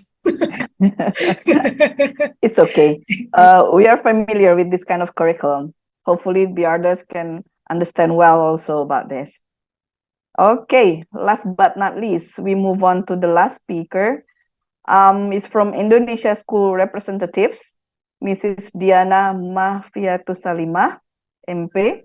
She's a teacher from SMK Negeri 5 Jember. This school is one of the agriculture schools in Indonesia. She'll talk about the challenges and opportunities for vocational schools, SMK, equipping students for the food and beverage industry. The time for delivery the presentation is 15 minutes. Time is yours, Mrs. Diana.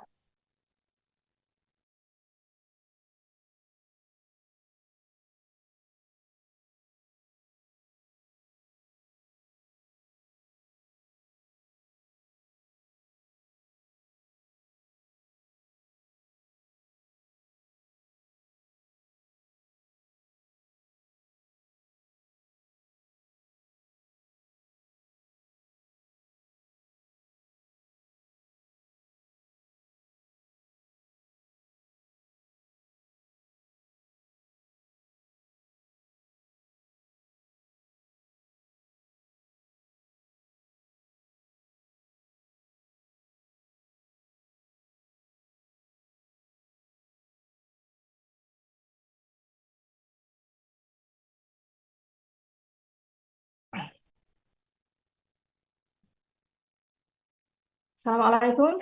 Good morning. Thanks for the opportunity. It's a great honor to be here with you attending this event as one of speakers in this webinar. In this occasion, I'd like to introduce myself. I'm Diana, a teacher of SMK-5 Jember. Ladies and gentlemen, this presentation based on my experience. Maybe we have different experience in developing learning process. This is a perspective from what we have designed and do in SMK-5 Jember.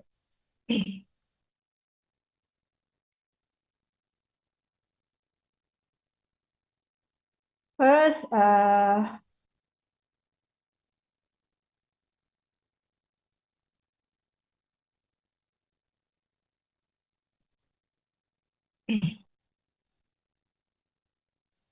I'd like to show you my school profile. SMK-5 Jember is one of Center of Excellence Vocational School in Indonesia. It is vocational development program with specific expertise and competencies. The curriculum was designed collaboratively and aligned with empowering aspect of soft skill, hard skill, and work-based character as workplace needs. This program emphasizes practice to produce graduates with the knowledge, skill, attitude, and work habit required to prepare the students for work. The priority sector of Center of Excellence SMK-5 Jember is agri-technology processing of agricultural products. The scope of this expertise program are good handling and manufacturing practice, product processing, packaging, storing, and warehousing, food safety, quality control. In short, this program learns how to produce food and beverage that are safe, healthy, quality, or even more have added value. As a skill program that is priority of the Center of Excellence, SMK-5 Jember design learning by considering current issues such as Industry 4.0, making students understand the consequences of industrial evolution 4.0 is a challenge. These conditions due to several factors, and the most common are adaptation in vocational high school learning process and family background.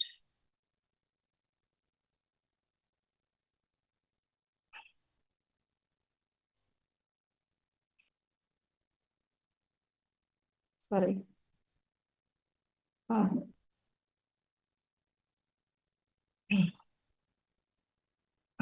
First, adaptations in vocational high school learning percent. This is a very common problem. The students choose vocational high school and they have already thought about the future, especially in the career. Furthermore, the choice have consequences in 3 years learning. Some practices in laboratory or industry with a certain procedure or personal standard, but still we have to design a certain formulations that is learning is fun. Number 2 is family background or parent support. Now parents expect their children to get job after completing vocational education. Meanwhile, parents do not completely understand what and how their children achieve certain target or skill as workplace needs. That's why we design a strategy to achieve student competence could meet industry expectation. The focus on developing vocational school students as SMK-5 chamber is future skill, which include soft skill and hard skill. Ladies and gentlemen,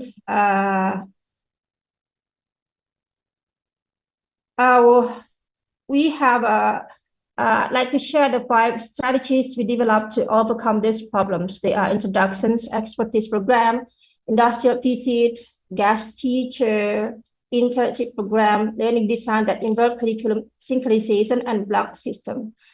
And well, the first strategy is introductions of expertise programs. There are 3 steps in these strategies: strengthening the expertise and competence programs, introduction to school environment, and introduction to teaching factory activity. Firstly, strengthening the expertise and competence program relate to the scope of learning introduced at the beginning of first semester. The topic they will study in 3 years, the industry or business are included in the area of the skill program. Secondly, introduction to the school environment. It is expected to help students to adapt from junior high school to vocational. Laboratories are focus area of this program. There are many labs in my school: basic skill laboratory, processing of animal products, processing of vegetable products, processing of herbal products, and quality control. The new student in our first academic year have to understand the field of each laboratory and its post. And third, a student should know the teaching factory activity. Teaching factory lab, which is meat plan producing food and service. The service provided by the teaching factory a product processing course and agritourism. Something unique in my school is we educate young learners for knowing about agriculture, and that's why they love agriculture. And the products of teaching factory are food and beverages. The aim of laboratory practice is teaching factory. In the first academic year, we built sense of making product.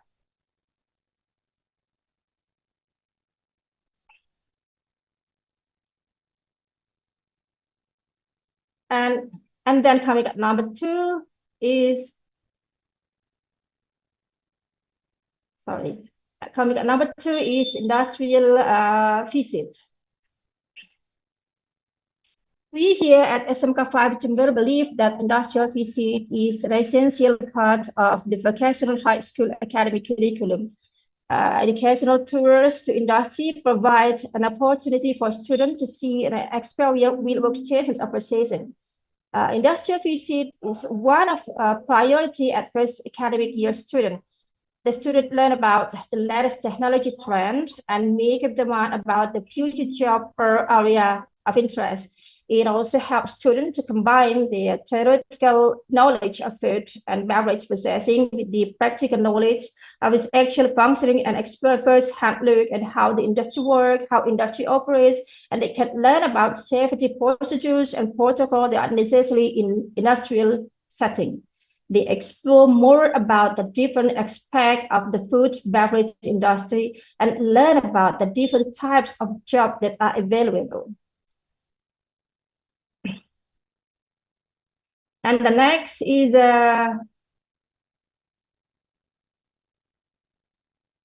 guest teacher. The aim of a guest teacher program is to make students understand more about competencies needed in a food beverage industry. SMK-5 Timber invite guest teacher from relevant industry. Those who invited are technician, supervisor from processing and quality control division, human research department, and business owner.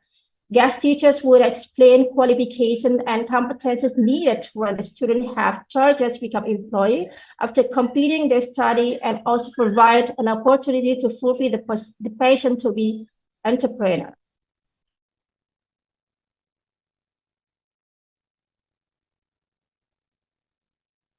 And coming at the next number is learning design. In learning designs is we have curriculum synchronizations and block system.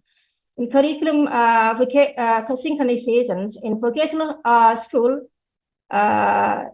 is how to create competent, having knowledge, soft skill, and skill graduate as job creator, as well as workers who are ready to enter the work market. It is necessary for vocational education to take mapping in synchronized with industrial needs and conditions. Input for these programs are learning materials,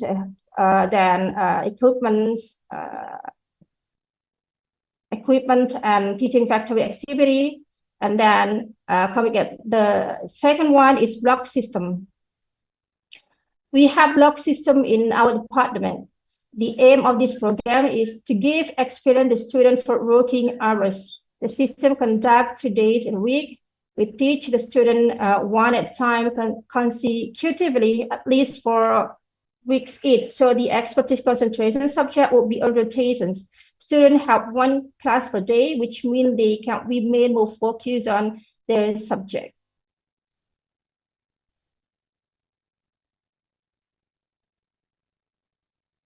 And the next is internship program. There are 2 internships in this program, teacher internships and student internship. The teacher of agriculture technology have educational background related to food and beverage. Some of them even previously work in industry. However, the teachers need to update and upgrade the latest skill due to rapidly technology changes. The aim of internship teacher program is to increase the relevant skill competency and with development in science and technologies in accordance with food and beverage industry. The teacher will get more experience being directly involved in the industry or seeing firsthand the latest advanced technology. What would be a highlight here is after completing the internship program, teacher will do the examination. The team teaching will discuss some aspects which are work culture, processing technology, quality control, and work instruction. Those will be fully implemented or partly adapted due to learning process and the availability of advanced equipment used by the company nowadays. The teacher would make a job sheet or work instruction learning material based on the industrial experience. And the second internship is student internship. The student, there are 2 kinds of student internship we developed in here is SMK-5 Timber, in teaching factory and in industry. We have, this is internship program for inside and outside school. Inside the school, we offer them to internship in teaching factory. It is conducted a week in each semester. The aim of this program is the student learn work habit before joining the real internship program. We develop a hard skill, communication skill, and collaborative skill. They have to produce food and beverage products and sell to customer in group. In accordance with the programs of agritourism, they share the knowledge and skill about food and beverage to the kids who join this program. Outside the school internship program, or namely industrial practice or work field practice conducted on 5th semester, they have to face the real job environment. What we prepare to this work field practice is our school design skills training before joining the internship program.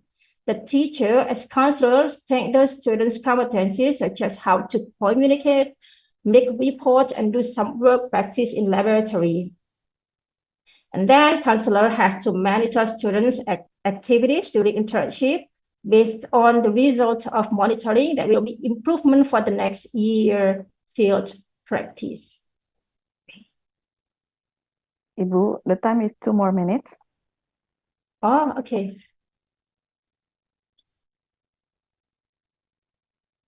And the next is how we integrate 4.0 technology into learning process.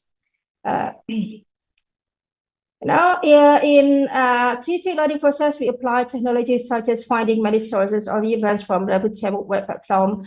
All the teachers at SMK-5 use many kind of artificial intelligence, such as quizzes, easy quiz, log worksheet, ChatGPT to create menu and estimate food ingredient based on Twitter. And then when students have to join internship, which means they're far away from school, they consult to the counselor using Google Meet and Zoom meeting. To support this program, our school provides our students free Wi-Fi to find many references, use any kind of learning platform. Moreover, they have to present their knowledge using media, focus my program on utilizing social media or platform which are familiar to them, especially using social media as digital marketing for them, and such as Google My Business, OnePage, Instagram, WhatsApp, YouTube, TikTok, and they learn how to create advertisement using certain media. They have to make flyer, config, select, sort, and e-spin, and how they have to communicate and make headline, caption, and selling in certain platform. And then how the potency of specializing in food processing in the 4.0 era. As can be seen, Indonesia, the food and beverage industry has largest contribution to GDP. And, you know, as we know, food is a basic human need. So as the human population increases, the need for food and drink also increases. This is why food business is one of most profitable business in the world. There are millions of food companies out there, both corporate and local, but the demand is high because people are always going to eat. There are a ton of unique sneakers and business models that can help entrepreneurs turn a profit. In Indonesia, they can explore some local commodities, many iconic traditional or ethnic food, vegan food, and many others. That's why here, some of SMK-5 guest teacher from small micro enterprise, the students can learn how to start food and beverage business from small capital, and it's very possible to do food and beverage business. And business, the food and industry business absorb the largest labor in Indonesia. So this is giving opportunity to a vocational high school prepare the students to be a job worker or laborers. The food industry also plays an important role in workforce absorption. As seen on table here, food and beverage needs determine maximum capacity, and we have a wide opportunity. So, but beverage have to achieve more profit and more competitive in this 4.0 era. So they adapt new technology to fulfill the necessities. Strategic new skill development is believed and can meet industry requirements. And the conclusions of my presentation is there are some challenges in preparing students for food industry in the 4.0 era. An excellent learning design with industrial partnership will be beneficial for students to be job workers and job creators and food industry. And Ladies and gentlemen, this is Bapak presentation. Thank you for your kind attention. I'd like you to respond my presentation in Q&A sessions and discussion. Okay, thank you very much for a brief and a fruitful presentation, Ibu Dayana. This is one of the best practices, I think, from schools that already implemented in school. It's great, Ibu. Thank you very much. Now we move on to the next sessions. We'll move to the question and answering sessions. I think because of the time, I will directly mention the questions, and then I mention for whom these questions. Okay, the first question is for Mr. Kim, because you are the first speaker. It's about the human resources. So there is a question from the educational official from the Jawa Timur province. It's related with your presentations. How to make the students of SMK especially can survive, consist in the world of work while AI is developing faster than their skill. They are worried about these conditions. Yes, as you mentioned, this AI is very fast mover, and very fast and efficient. But AI need the data. Without the data, AI cannot work, cannot operate. Because the AI need the data collection. Actually, your specialization can be a data collection from real world for the AI. For example, when you know how to use IoT, Internet of Things, it can transform the real world data to digital data.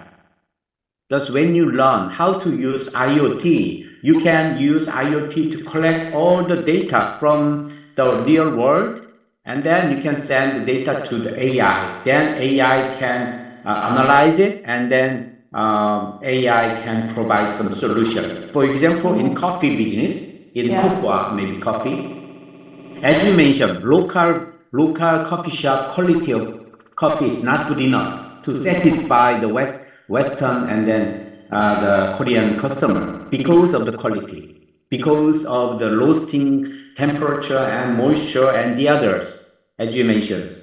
But when you use IoT, you can improve the quality of the roasting. Yeah, you can upgrade the flavor and all the things, and then very, how can I say, high quality and very sustainable. Yes. Yes. So then you can improve the value of the coffee. Yeah, you produce a lot of coffee, but value is not good enough to satisfy your need. But when you use IoT, you can improve the quality of the coffee. Then you can create more value. Yeah, with exactly the same coffee. Those IoT not a big deal. It's a small. Actually, one IoT device is only $10. And then you can download it, the IoT operation software from the shareware.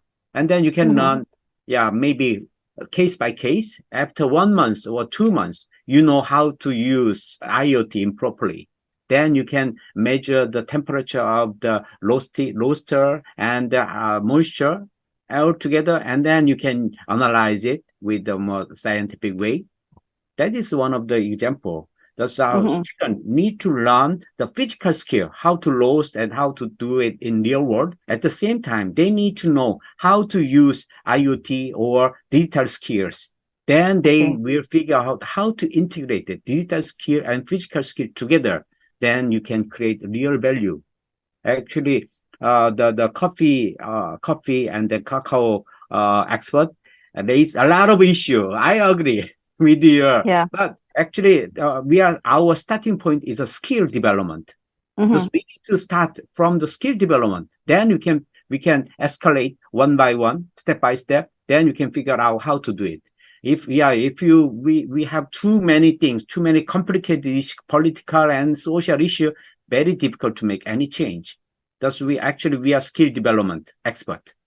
We are working in vocational education. Thus, we need to look at everything in terms of the skill development. That is the starting point. Then you can find a way to make a solution.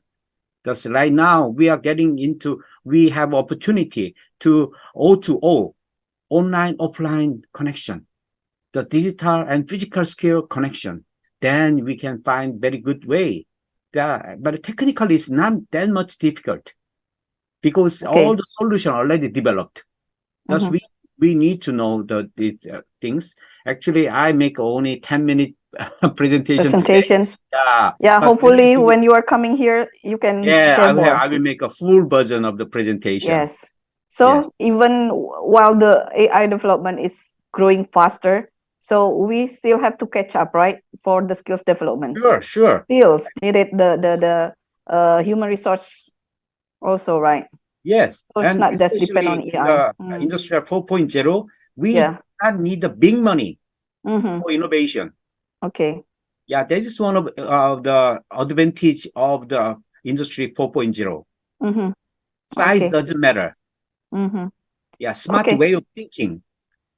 Yes. That is the most important.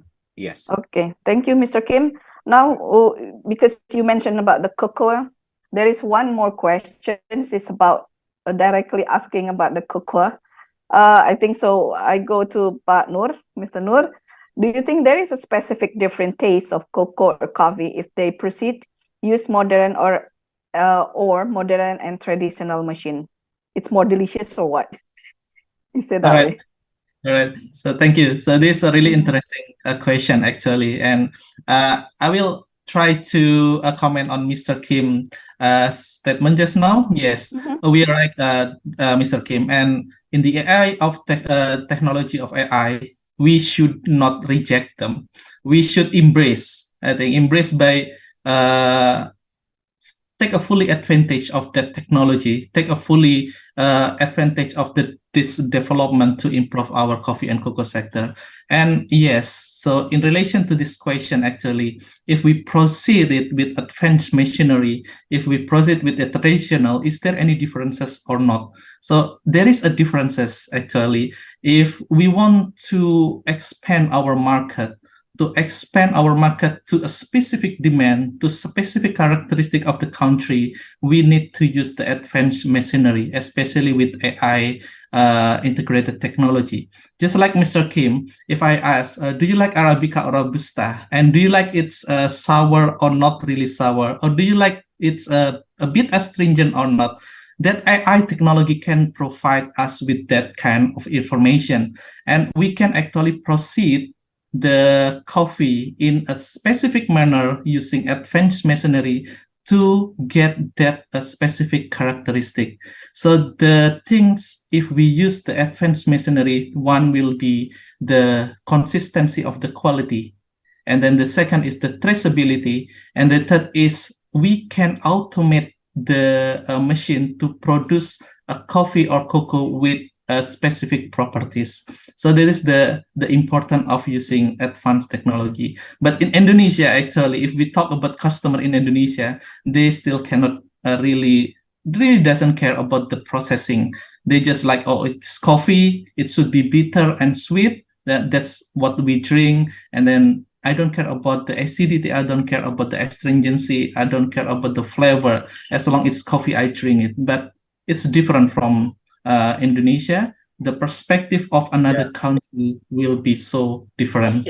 So that's the importance. Yes. I have one comment to you. When you use IoT technology, you can emulate exactly same quality of the French missionaries. Yes. Actually, to have that kind of skill, it takes about 1 year, not just 1 year, 10 years, 20 years. But when you use IoT, you can learn everything in 1 month. Yes, actually, that's the magic of the smart technology. Yeah, we in the latest development of our machinery, we already try to implement IoT. So to develop IoT, sensor and roasting process in the on-farm to meet that demand, actually, Mr. Kim. Yeah. So I think I will contact you for more information about that, and then try to discuss you more about the IoT things. Yes, it will be very beneficial for us. Yes. Thank you. Or Pak Nur, if you have time, you can join with us on 16th of October. Pak Kim Where will it be? come to Jakarta, to Ministry of Education. Oh, I thought Mr. He Kim will will have a seminar also. Yes, welcome to Indonesia. All right. 15th of, I think we have some question October. for Professor Lee. Okay, we move on. Thank you very much for the discussion. We move on to the next questions. It's from Ibu Retno Martanti and Ibu Dianoviana. It's from SMK 2 Indramayu. I think this question is from for Professor Lee. The question is, what is the best strategy to make sure that the consumer that alternative food is safe and as nutritious as a real food? 질문은요. 이제 새로운 기법으로 뭐 이렇게 셀을 키워가지고 고기 만들고 그런 거 하잖아요. 그다음에 곤충 그런 것들이 진짜 안전하고 좋다는 것을 소비자들에게 알려야 되는데 그런 전략이 뭐가 있을지. 좋은 질문이에요.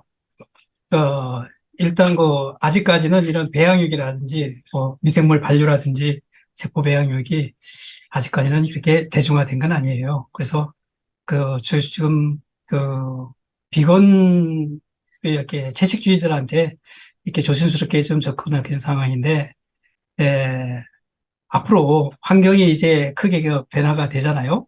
그러면은 어쩔 수 없이 우리가 지금까지 먹던 어떤 동물성 내지는 그런 재료들이 섭취하기가 어려워지죠. 때문에 자연히 사람들에게 이렇게 배양육이라든지 그리고 세포 배양한 그런 대체육을 찾을 수밖에 없는데, 그러면은 아직은 대중화되지 않았기 때문에 이게 진짜 사람들이 안전성을 확보하려면 대중화하는 수밖에 없거든요. 근데 대중화하는 방법들이 대량 생산에 의해서 저렴하게, 그리고 실질적으로 그런 어떤 영양학적으로 문제가 없다는 걸 우리가 지금 몸소 체험했을 때 아마 그때 저희들이 아마 안전하게 대중화되면서 먹을 수 있는 그런 날이 오지 않을까 싶어요. Okay. Okay. This is very good question. And right now, alternative food is not popular because of taste and texture is a little bit different from the original food. But right now, we experiencing climate change. Thus, in some day, it is very difficult to produce real meat, massive production. Thus, I think that's why we need to prepare how to produce alternative food in different way. But right now we are testing on the safety and the other texture issue, but we are improving the quality of the alternative beef and the others, but it takes time. But we will do more research on it, and in some day we will produce massively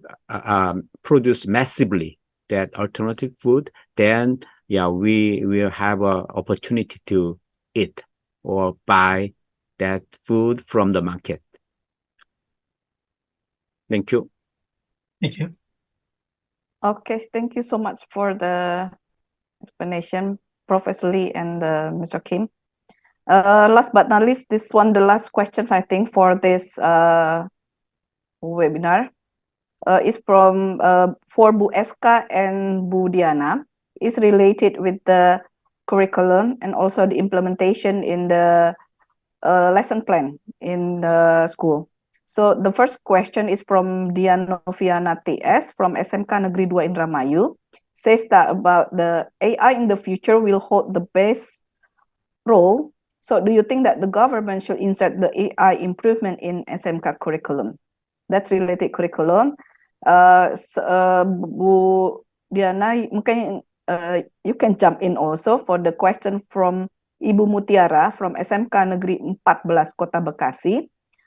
We are going to implement this to the lesson plan. Is it necessary to put the lesson of AI or industry and automations so the students can increase their education related to the rapid technology?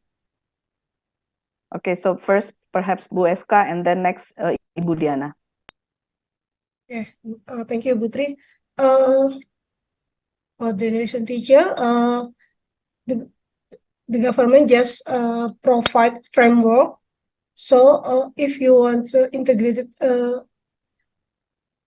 AI to learning, you can improve it because we provide just the structure and so they can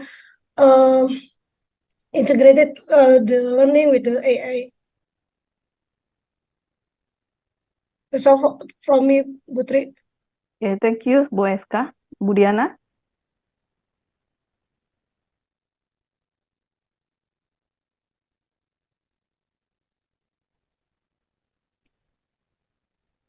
Can you repeat one more time the question?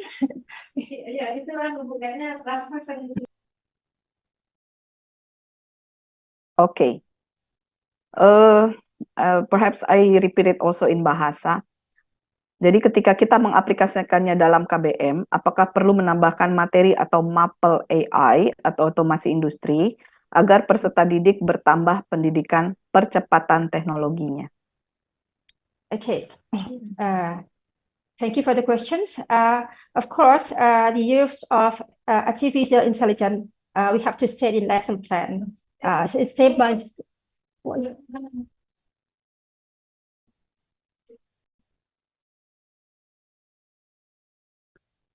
Okay. Bu Diana, your sound is missing. Unmute, Okay. please. Okay. Putri, Yes. Bu Diana, can I help? Bu Diana, do you have any problem with the signal? Yeah. Okay. I'll repeat my.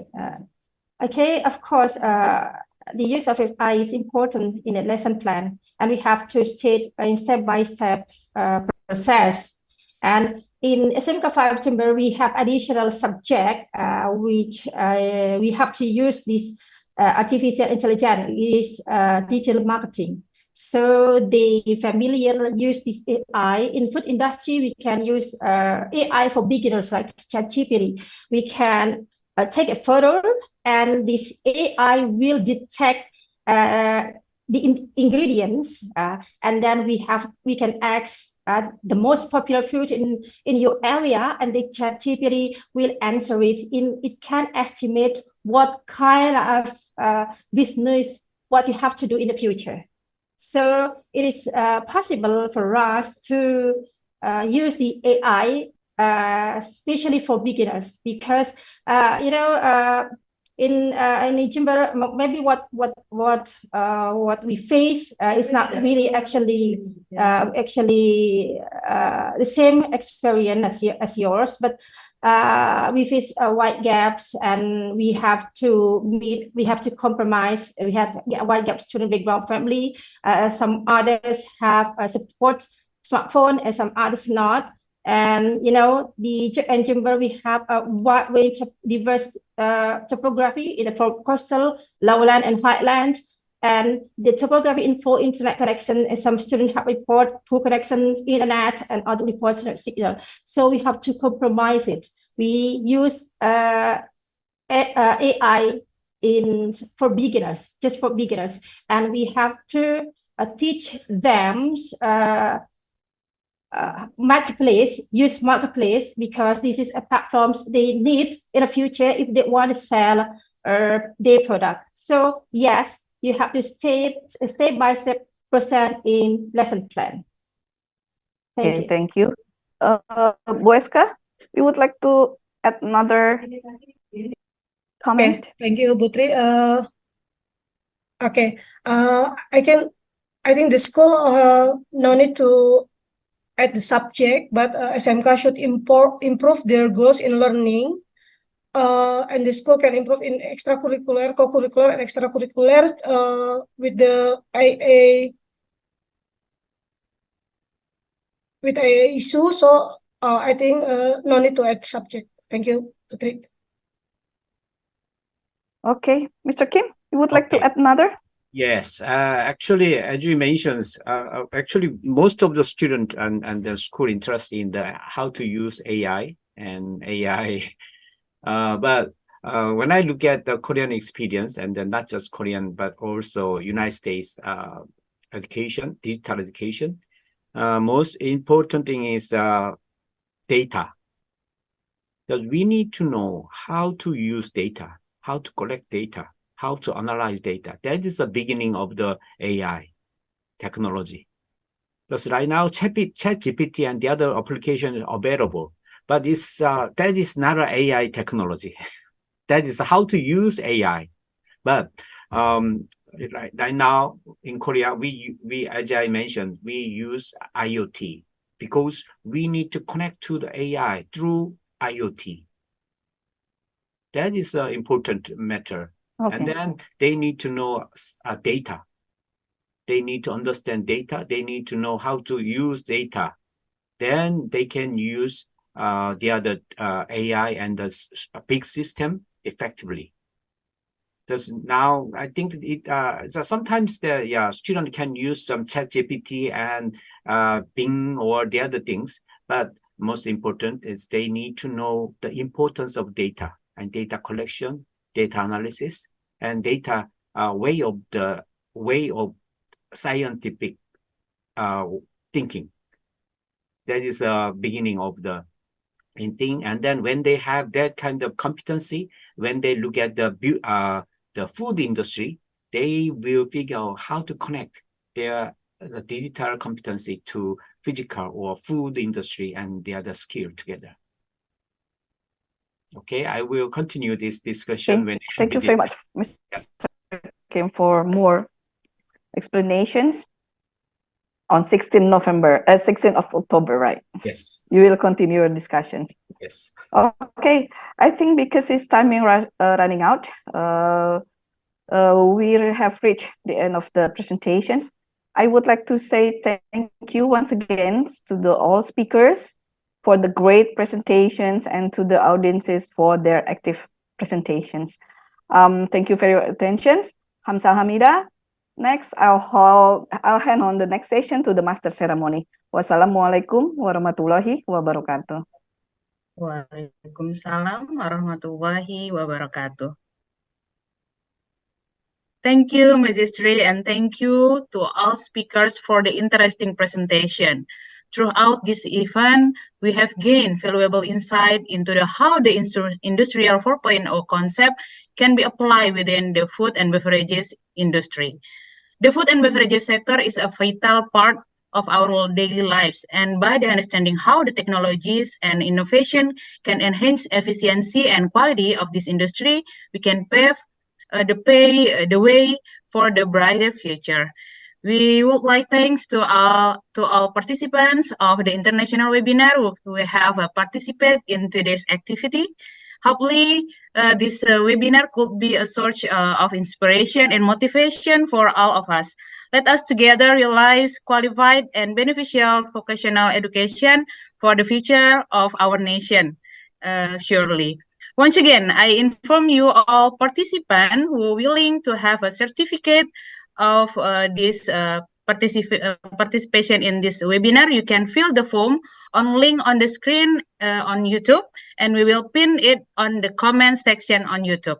We only limit the certificate for 1,000 participants only. And now we move on the winner of our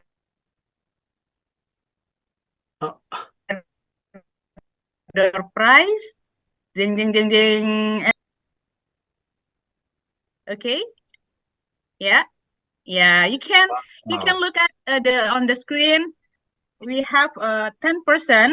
I can read Bapak Firman Zakaria from Pengawas SMK Capdindik Kabupaten Pacitan, Jawa Timur. Ibu Nur Hayati from SMK N2 Kepenuhan Rokan Hulu Riau. Ibu Jihan Agustina from SMK N14 Kota Bekasi. Ibu Ratna from SMK N1 Sawit. Ibu Diana Noviana from SMK N2 Indramayu. Bapak Fransinaga from SMK Cahaya. Ibu Retno Martanti from SMK N4 Ampana Kota. Ibu Titi Haryanti from SMK 2 Sangatta Utara. Ibu Mutiara, SMKN 4 Kota Bekasi, dan Ibu Felicia from SMK 3 Bengkayang.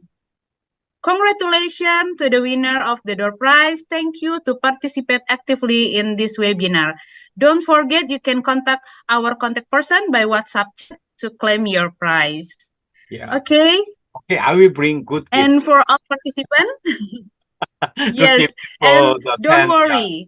For Yeah. participant, you have more challenge. We have more challenge to get a door prize too.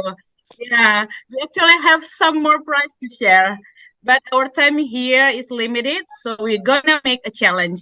The challenge is the participant must share what did you get from this seminar.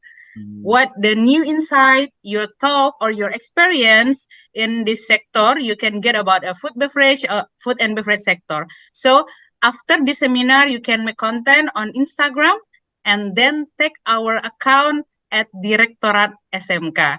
We're gonna wait your submission till next week, next Thursday, 12th October 2023. And we will announce the winner on the Instagram at Direktorat SMK. So don't forget, you follow the challenge and you can get the prize, a special prize from Direktorat SMK.